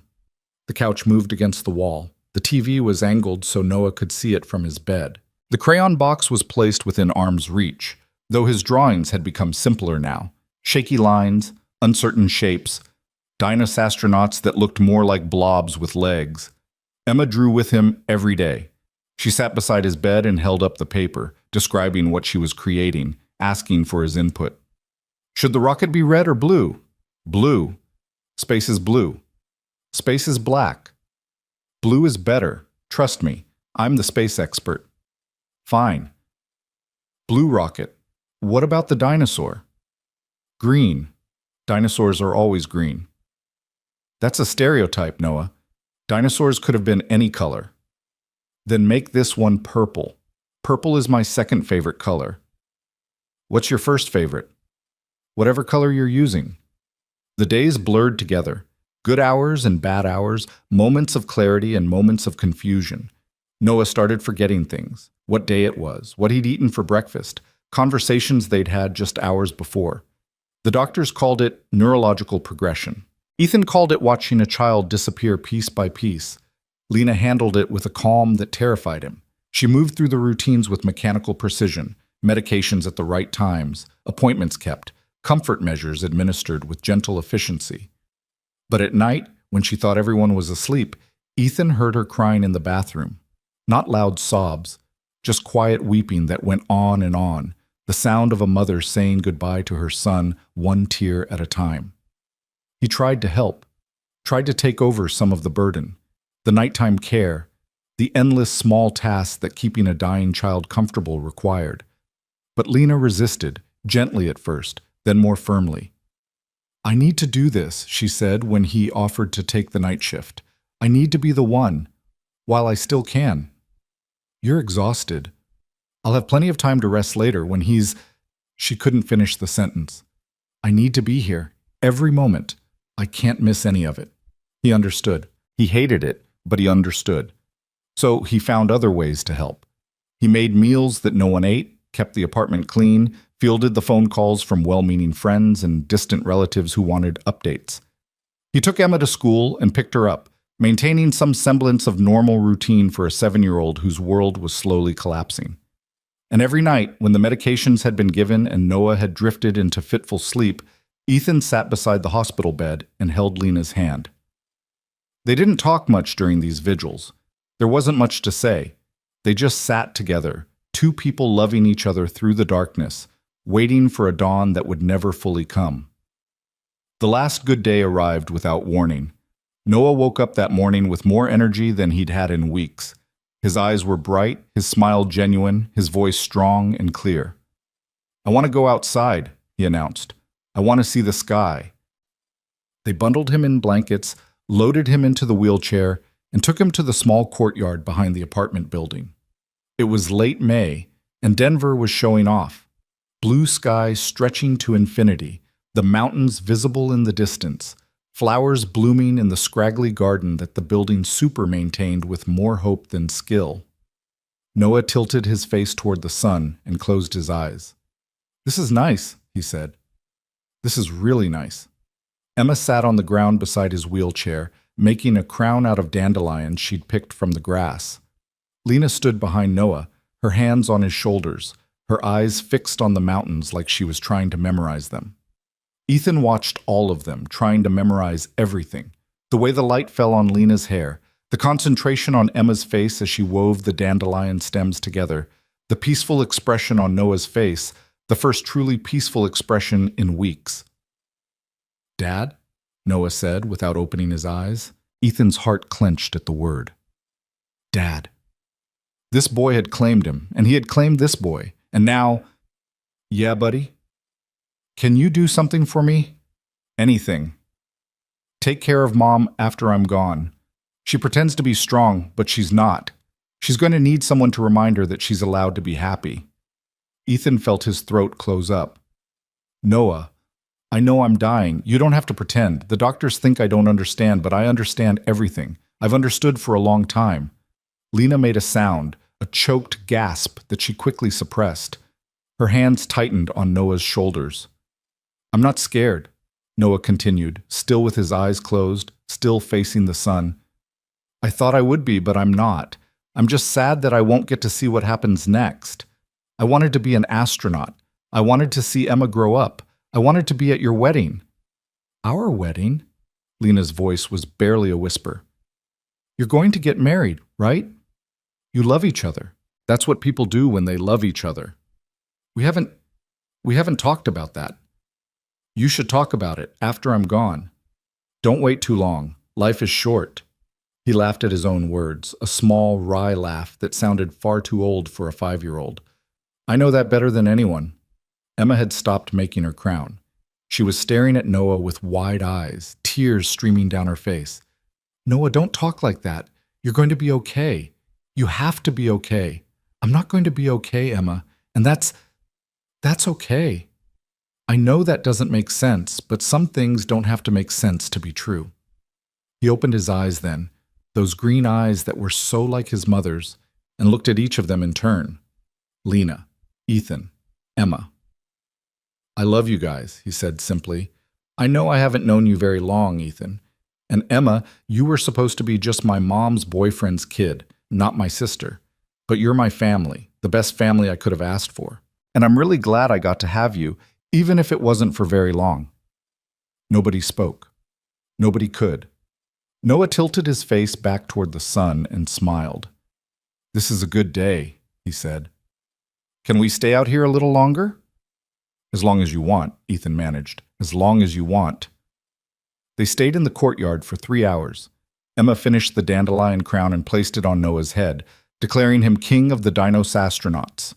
Lena told stories about Noah as a baby, the funny things he'd said, the trouble he'd gotten into, the way he'd always been too smart for his own good. Ethan contributed what he could, memories from the past few months, moments that had seemed small at the time but now felt precious beyond measure.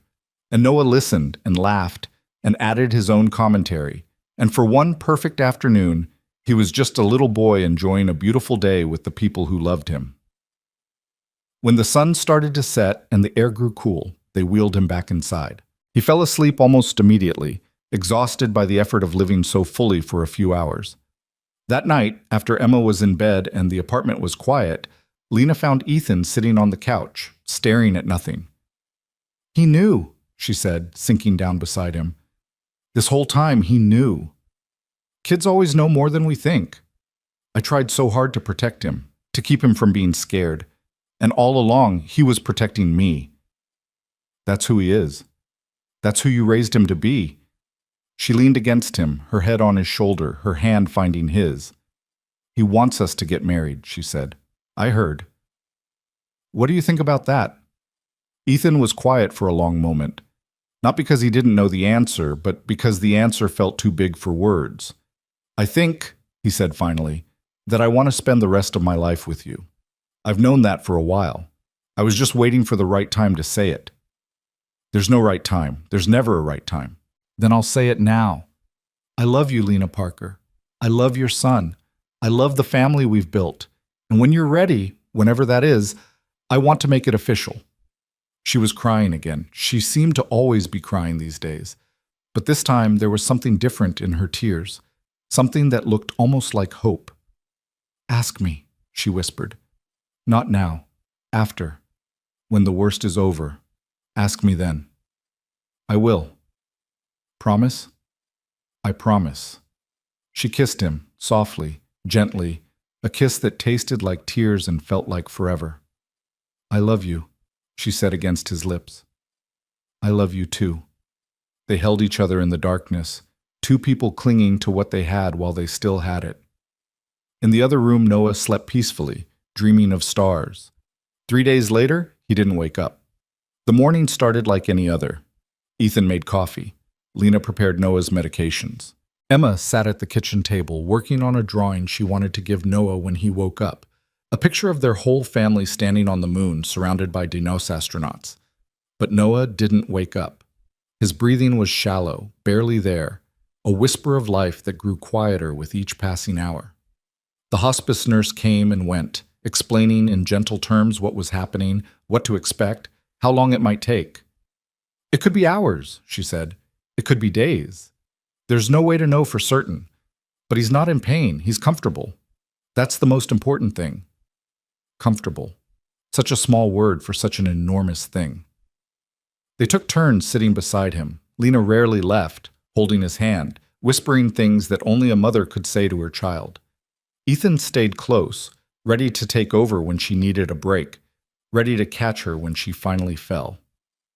Emma was the hardest to manage. She wanted to be there, needed to be there, but she was also 7 years old and shouldn't have to watch her brother die. I'm not leaving, she said, when Ethan suggested she go to Mrs. Delgado's apartment. He's my brother. I'm staying. Emma, you said family stays. You said that's what family does. Well, I'm staying. He couldn't argue with his own words, so Emma stayed. She sat on the floor beside Noah's bed, showing him her drawing even though his eyes were closed, describing every detail. See, this is you, and this is me, and this is Mom and Dad. We're all wearing space helmets because we're on the moon. And these are the Dinos astronauts. They're friendly ones, not the scary kind. They're our friends. They're going to show us around. No response, just the soft, rhythmic sound of Noah's breathing. And look, I put a crown on you. Because you're the king of the Dinos astronauts, remember? You'll always be the king, even when you're not here anymore. You'll be up there in space, wearing your crown, being the king of everything. The breathing grew softer. I'm going to miss you, Noah. You're the best brother anyone could ever have. Even though we only got to be family for a little while, I'm really glad I got to know you. I'm really glad you picked me to be your sister. Softer still. I love you. I love you. I love you. Lena was crying silently, her hand wrapped around Noah's, her eyes fixed on his face. It's okay, baby, she whispered. It's okay to go. We'll be all right. I promise we'll be all right. You can go. Ethan stood behind her, his hands on her shoulders, unable to speak, unable to do anything but be there. The breathing stopped. For a moment, no one moved. The silence was absolute, deafening, the loudest sound Ethan had ever heard. Then Lena let out a cry that came from somewhere deeper than grief, a primal sound of loss that echoed off the walls and shattered what was left of the world. Noah Parker was gone. He was 5 years old. He had dreamed of being an astronaut. He had loved dinosaurs and space and a girl named Emma who had chosen to be his sister. He had taught everyone around him how to love bigger, braver, better than they thought possible. And now he was gone. Lena collapsed against the bed, her body shaking with sobs that seemed to tear her apart from the inside. Emma climbed onto the bed and curled up beside Noah's still form, holding his hand, refusing to let go. Ethan stood in the middle of the room, watching his family break into pieces, and felt his own heart shatter alongside theirs. This was the moment he had dreaded since the night in the diner, The moment he had known was coming, but had never been able to prepare for. The moment when everything ended and began again. The funeral was small. Noah had never had many people in his life. Just Lena, and then Ethan and Emma, and a handful of neighbors and nurses who had become like family over the years. They gathered in a cemetery on the outskirts of Denver, under a sky that was relentlessly, almost cruelly blue. Ethan had helped Lena plan everything, because she couldn't do it alone.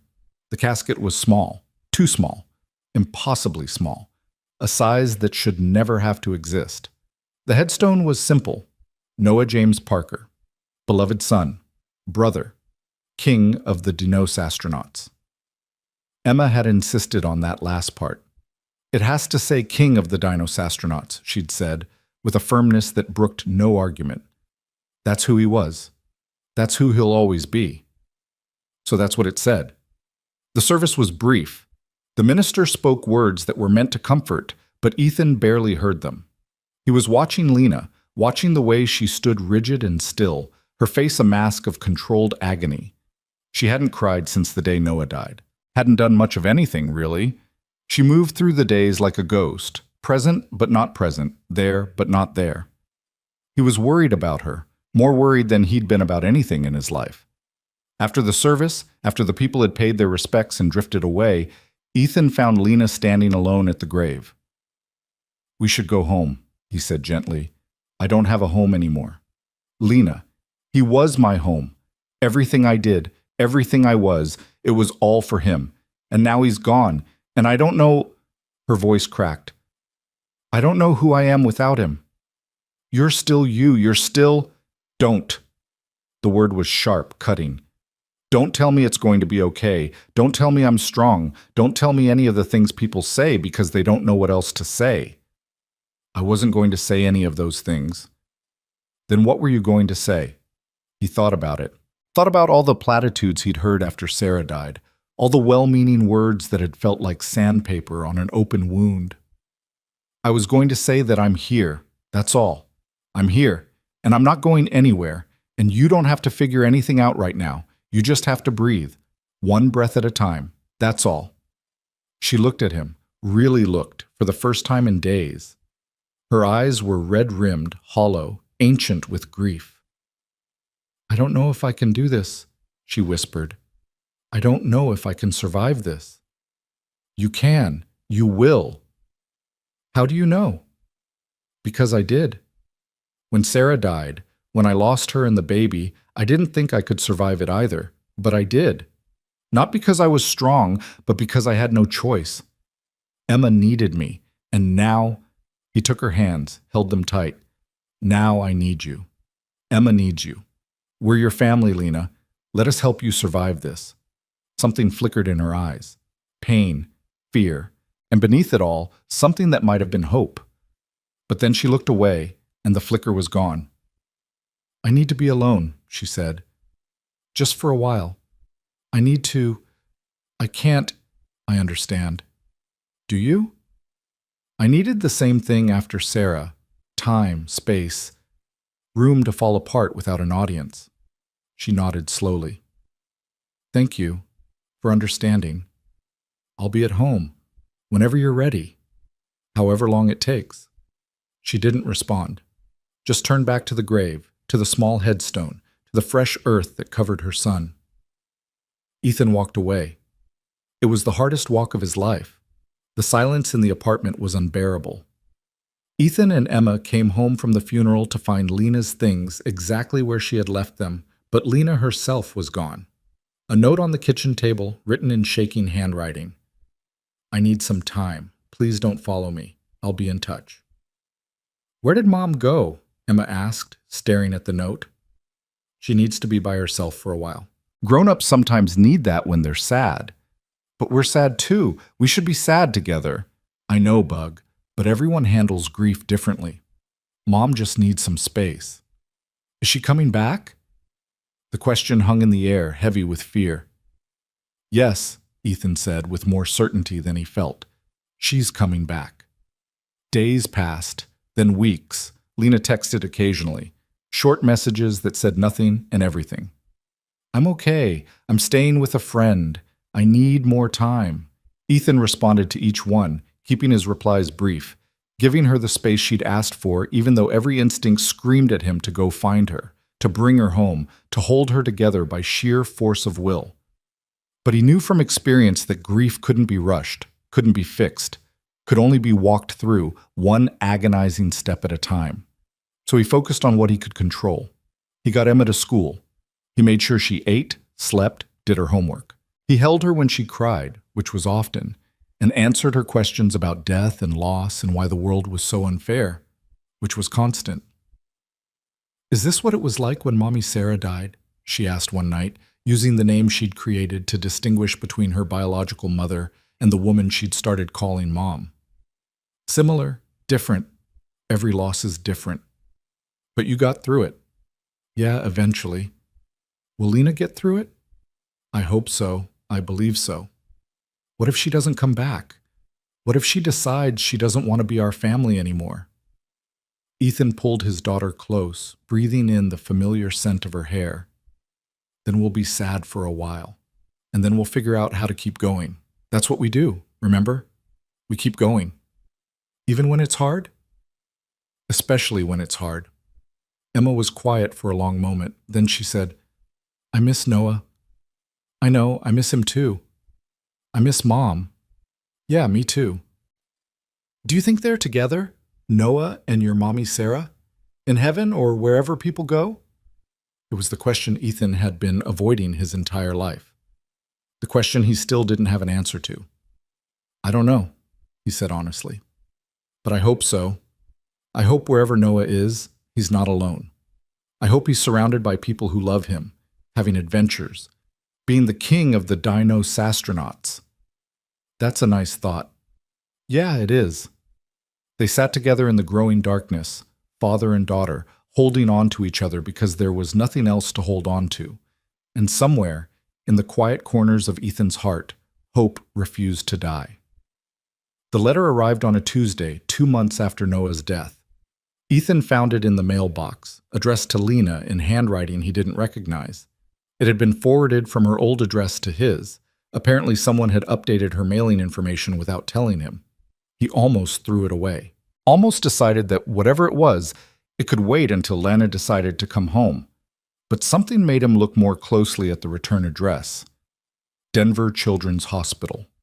Oncology Department. His heart stopped. With trembling hands, he opened the envelope. Inside was a sheet of paper covered in crayon.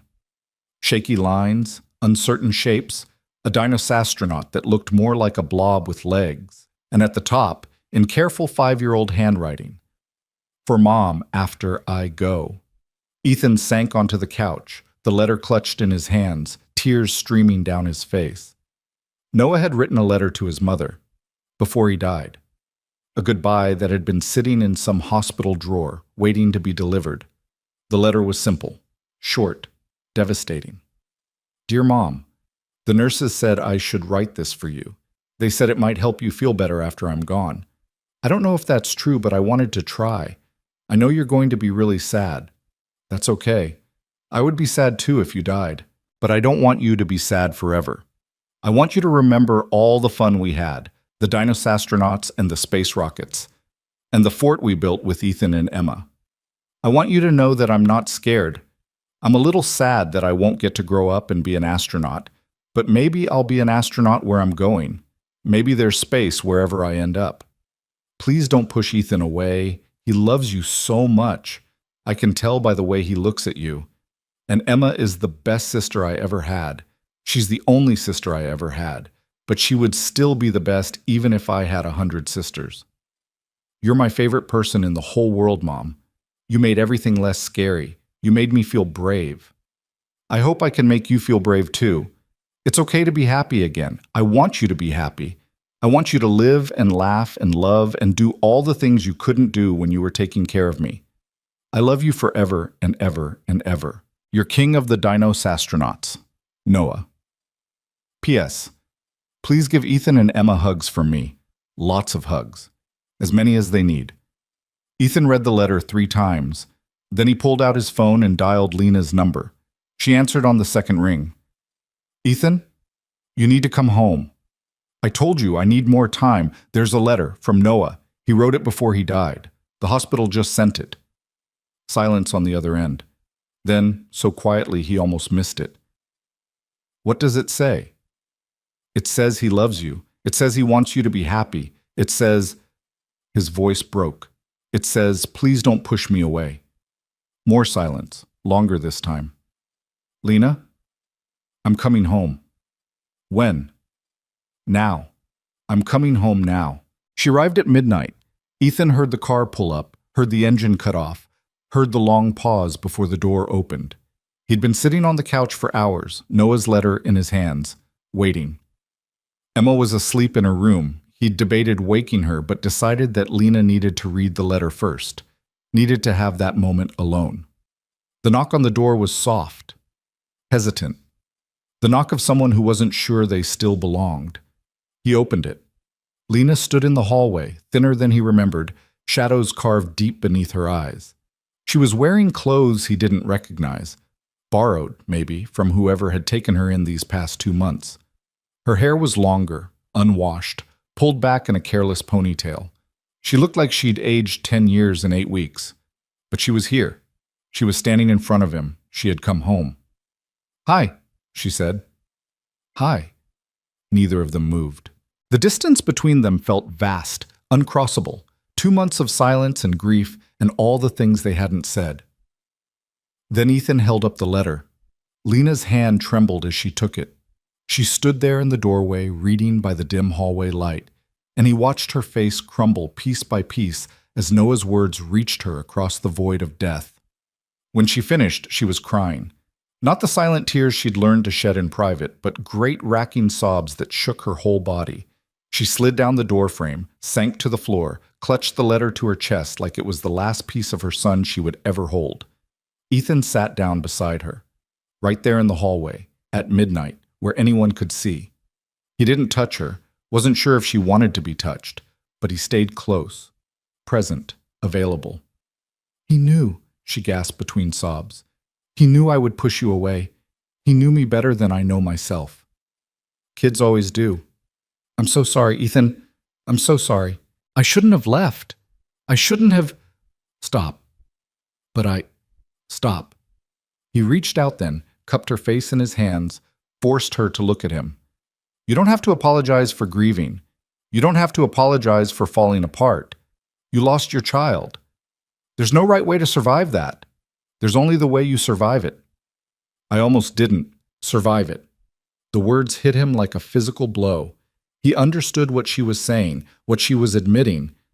But you did, he said carefully. You're here. You came back. Because of the letter. Because Noah... She choked on the name. He told me to. He told me it was okay to be happy. And I realized that if I gave up, if I let the grief win, I would be breaking the last promise I made to him. What promise? That I would live. That I would live for both of us. Ethan pulled her into his arms. She resisted for a fraction of a second. Instinct, self-protection, the walls she'd been rebuilding, and then she collapsed against him. Her tears soaked through his shirt. Her fingers dug into his back. She held on like he was the only solid thing in a world that kept trying to drown her. I've got you, he murmured. I've got you. I missed you. I missed you so much. I missed you too. I don't deserve you. After what I did, after leaving you and Emma, you deserve everything. You deserve the world. And I'm going to spend the rest of my life making sure you know that. She pulled back, looked at him with red-rimmed eyes. The rest of your life? If you'll let me. Ethan, I know. I know it's too soon. I know you need time. I know there's still so much grief to work through and so much healing to do, but I also know that I love you. I've loved you since that night in the diner, and I'm not going anywhere, ever. No matter how many times you try to push me away. A sound escaped her, half laugh, half sob. Noah told you to say that. Noah told me to love you. The rest I figured out on my own. They sat there on the hallway floor for a long time, holding each other, letting the silence speak for them. Eventually, Lena's tears slowed. Her breathing steadied. She lifted her head from his shoulder and looked toward the apartment door. Is Emma asleep? Yeah, she's been asking about you every day. Does she hate me for leaving? She doesn't hate you. She was scared, confused. But she never stopped loving you. I don't know how to face her. After everything. You face her the same way you faced me, one moment at a time, one breath at a time. Lena nodded slowly. She looked at the letter again, at Noah's shaky handwriting, at the Dynas astronaut he'd drawn in the corner. He wanted us to be happy, she said. He wanted us to be a family.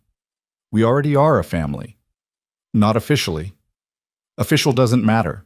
What matters is showing up, being there, choosing each other every single day. Is that what you want? To keep choosing me. That's what I've been doing since Valentine's Day. I don't plan on stopping.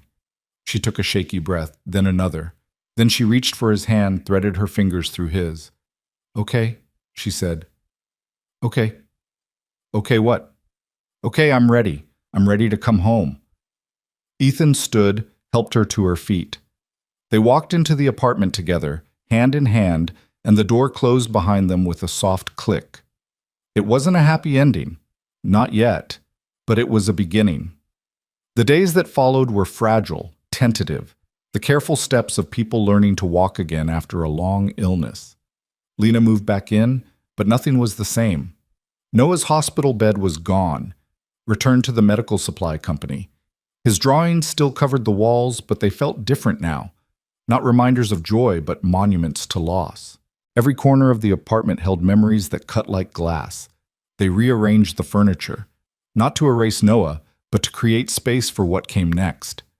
The living room became a living room again instead of a hospital room. Lena slept in the bedroom with Ethan instead of on the couch. Emma got her own room back, though she still crept into their bed most nights, needing the reassurance of bodies nearby. Therapy started. For all of them, individual sessions and family sessions, a whole schedule of appointments that organized their weeks around the work of healing. Ethan went back to a counselor he'd seen after Sarah died. Lena found someone who specialized in bereaved parents. Emma saw a child psychologist who used play therapy to help her process emotions she didn't have words for. It helped. Slowly. Incrementally. The sharp edges of grief began to soften, not because the pain lessened, but because they learned to carry it differently. It's like Noah said, Emma announced one evening during one of their family dinners. The weight doesn't change. You just get stronger. Lena looked at her, this child who had become her daughter, this 7-year-old who had somehow absorbed wisdom beyond her years. When did Noah say that? He didn't, Dad said it, but Noah would have agreed. Ethan felt his throat tighten. How do you know? Because Noah agreed with everything Dad said. He thought you were the smartest person in the world. I thought you said Noah was the space expert. He was, but you're the life expert. That's different. Out of the mouths of babes. 3 months after Lena came home, Ethan took her to the diner. Not the 24-hour place where they'd met. That felt too heavy, too loaded with memories. But a different diner on the other side of town. Same fluorescent lights, same sticky menus, same coffee that tasted like an afterthought. But no ghosts, no history.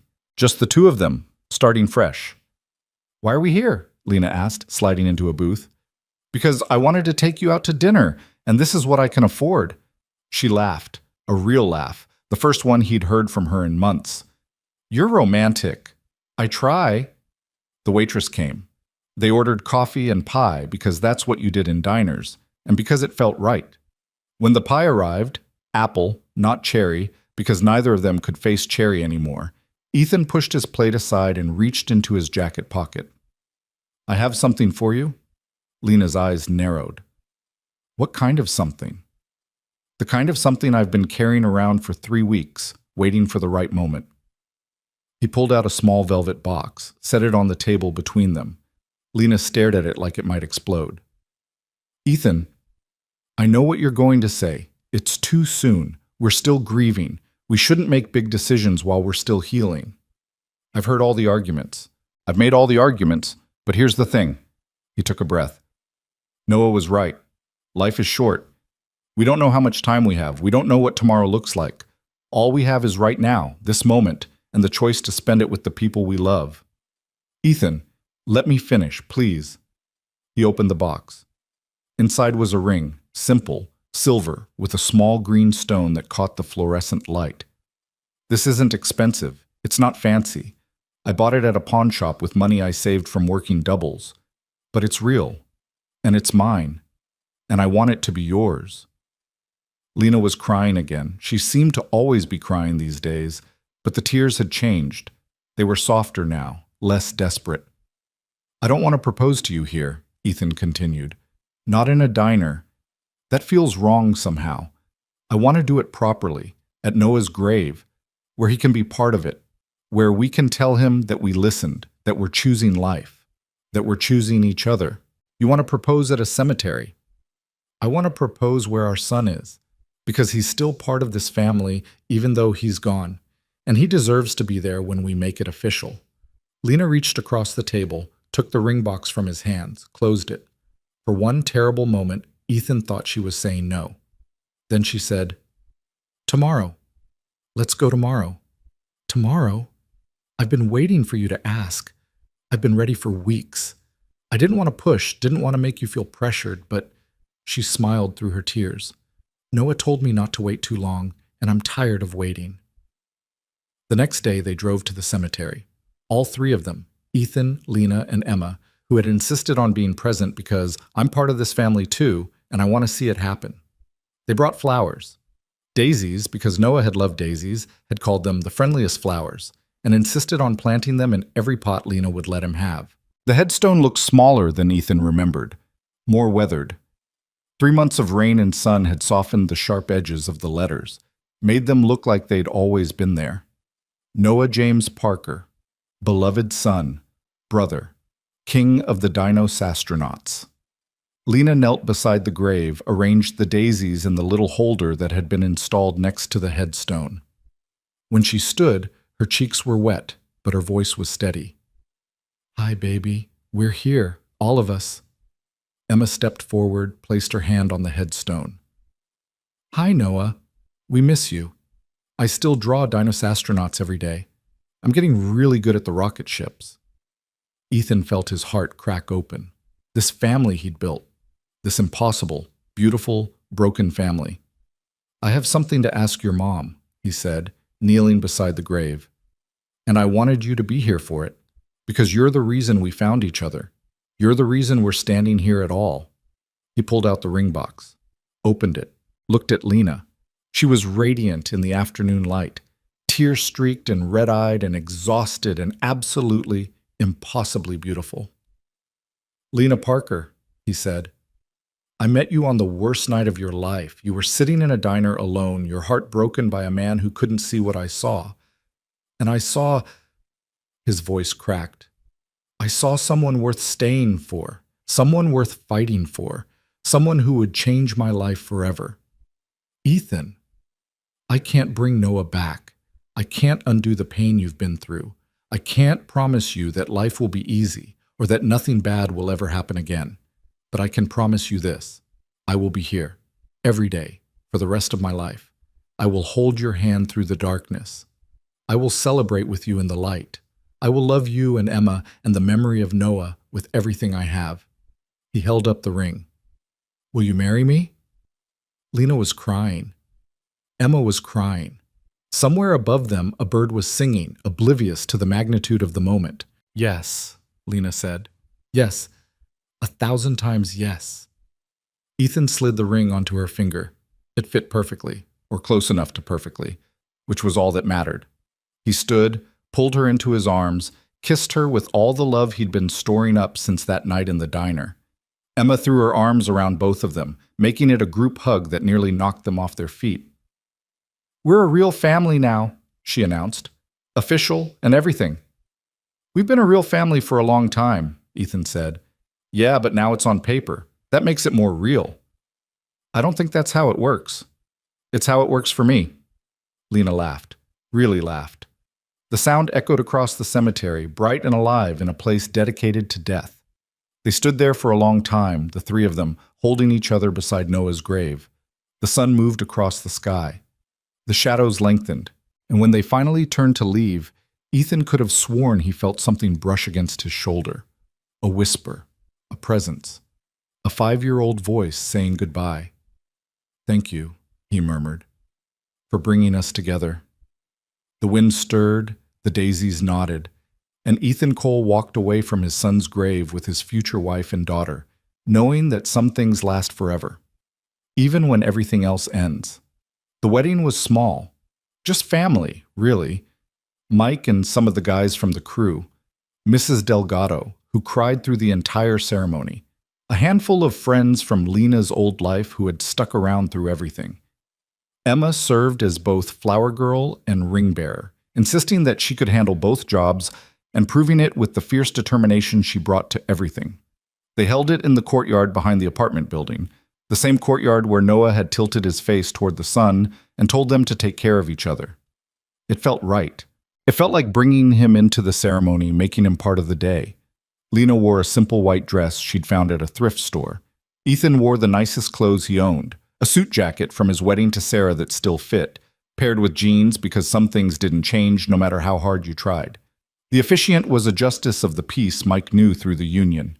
She kept the ceremony short and sweet, knowing that too many words would break them.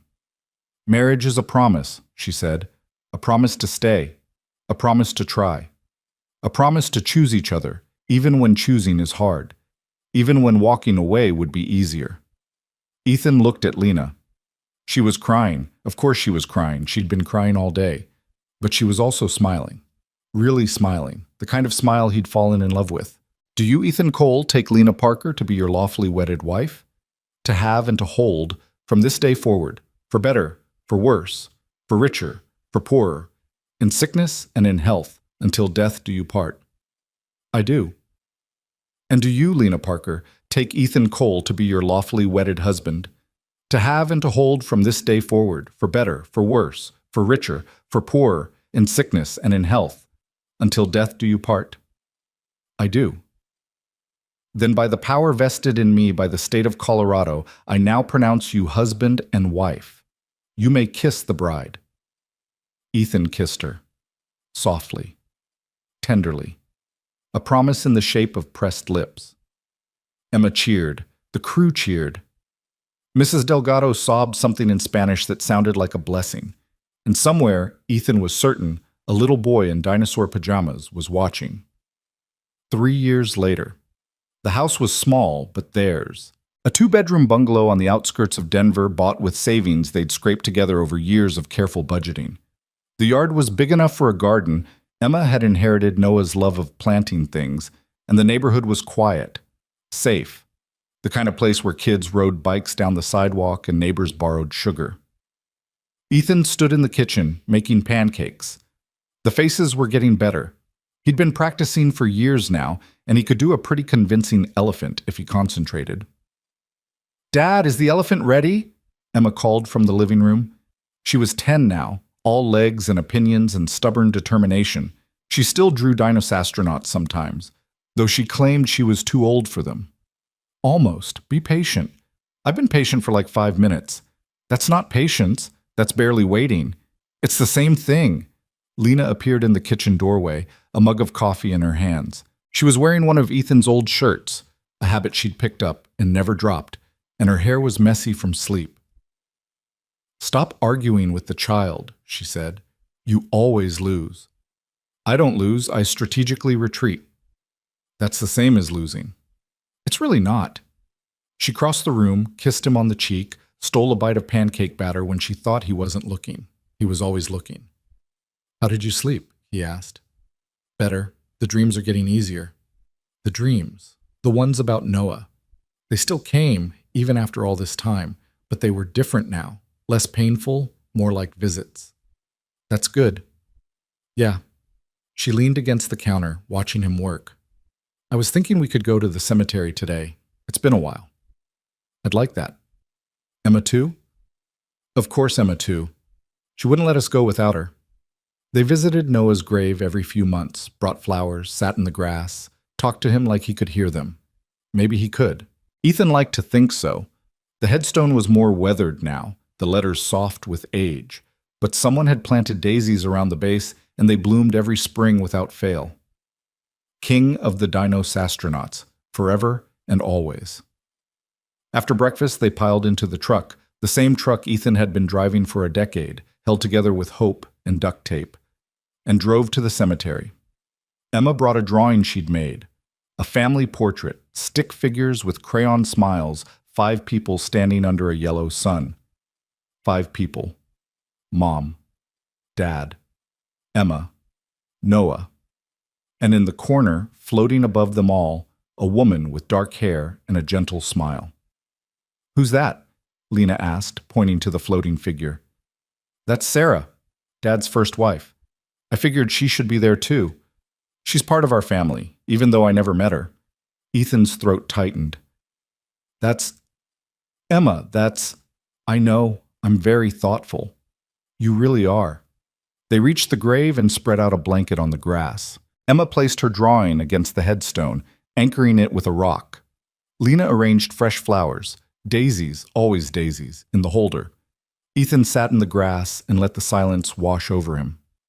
"Hi, buddy," he said finally. "Sorry it's been a while. Life gets busy, you know. Emma's in 4th grade now. She made the honor roll. Your mom's doing good, really good. She started painting again. Did I tell you that? She's actually pretty talented. We hung one of her paintings in the living room. It's abstract, so I have no idea what it's supposed to be, but it makes her happy." Lena laughed. "It's a sunrise. Anyone can see it's a sunrise. It's colorful, I'll give you that." "You have no artistic appreciation?" "I have plenty of artistic appreciation. I just also have questions." Emma was wandering among the nearby graves, reading headstones, looking for interesting names. She did this every time they visited, said she liked learning about all the people who were resting here, imagining what their lives had been like. Lena reached over, took Ethan's hand. "Thank you," she said quietly. "For what?" "For everything. For that night in the diner, for staying when anyone else would have left. For loving my son. For loving me." She squeezed his fingers. "For making me believe that happiness was still possible." "You made yourself believe that. I just stuck around long enough for you to figure it out." "That's not true, and you know it." "Maybe, but it makes me sound humble."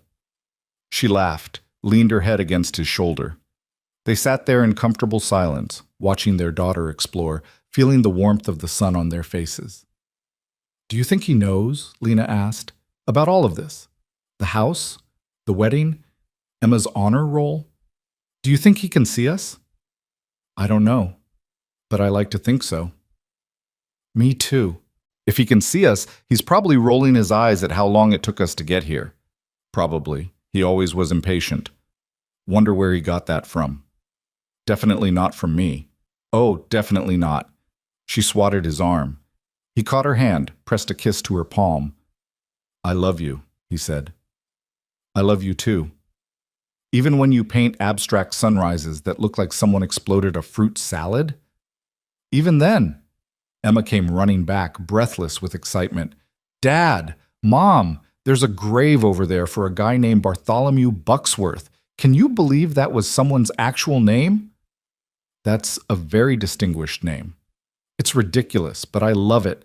When I die, I want my headstone to say something cool like that. Emma the Magnificent. Or Emma, Supreme Ruler of Everything." "How about we focus on living first?" Lena suggested. "You can pick your headstone later?" "Fine, but I'm definitely putting it in my will." "You're 10. You don't have a will." "I'll make one. You can't stop me." She flopped down on the blanket between them, all lanky limbs and boundless energy. "Can we get ice cream after this?" she asked. "There's that place Noah liked, the one with the weird flavors." The one Noah liked. She said it casually, naturally, the way you mention any family member, not with grief, but with love. "I think we can manage that," Ethan said. "Can I get 2 scoops?" "Don't push your luck." 1.5? 1. With sprinkles. Deal. They stayed at the cemetery for another hour. Lena talked to Noah, catching him up on the news of their lives. Emma read him a story she'd written for school, a story about a dino-astronaut who saved the galaxy, because some things never changed. Ethan sat and listened, feeling the weight of everything they'd been through and everything that was still to come. When it was time to leave, they each said their own goodbye. "See you soon, baby," Lena whispered, touching the headstone. "Bye, Noah. I'll bring you a new drawing next time," Emma called. Ethan knelt beside the grave, placed his hand on the weathered stone. "Thank you," he said quietly, "for everything, for teaching me how to love again, for giving me a family I never expected, for being brave enough to let go so we could be brave enough to hold on." He stood, took one last look at the headstone. Then he turned and walked toward his wife and daughter, who were waiting for him by the truck. "Ready?" Lena asked. "Ready." They drove to the ice cream shop, the one with the weird flavors that Noah had discovered on a random Tuesday 3 years ago. Emma got her one scoop with sprinkles. Lena got lavender honey, because she was adventurous like that. Ethan got chocolate, because some things didn't need to be complicated. They sat on a bench outside, watching the world go by, a family forged from tragedy and held together by choice. "This is good," Emma announced, licking her cone. "This is a really good day." "Yeah," Lena agreed. "It really is." Ethan didn't say anything. He just looked at his wife and daughter, at the ice cream melting in the afternoon sun, at the life they'd built from the ashes of everything they'd lost. It wasn't perfect. Nothing ever was. There were still hard days, still moments when the grief snuck up and knocked them sideways. There would always be an empty chair at the table, a missing voice in the chorus, a hole in the shape of a 5-year-old boy who should have grown up to be an astronaut. But there was also this. Love, family, a future they'd fought for and earned and refused to let go of. Noah had been right. Life was short. Too short to waste on fear and what-ifs and the belief that happiness was something that happened to other people. Sometimes the worst moment of your life led you straight to the people who would stay forever. Sometimes love grew in the most unexpected places. Sometimes you found your family in a 24-hour diner over terrible pie on a Valentine's Day that should have been the end of everything. And sometimes, if you were very lucky, you got to keep them. Ethan Cole finished his ice cream, reached for his wife's hand, and smiled. He was home.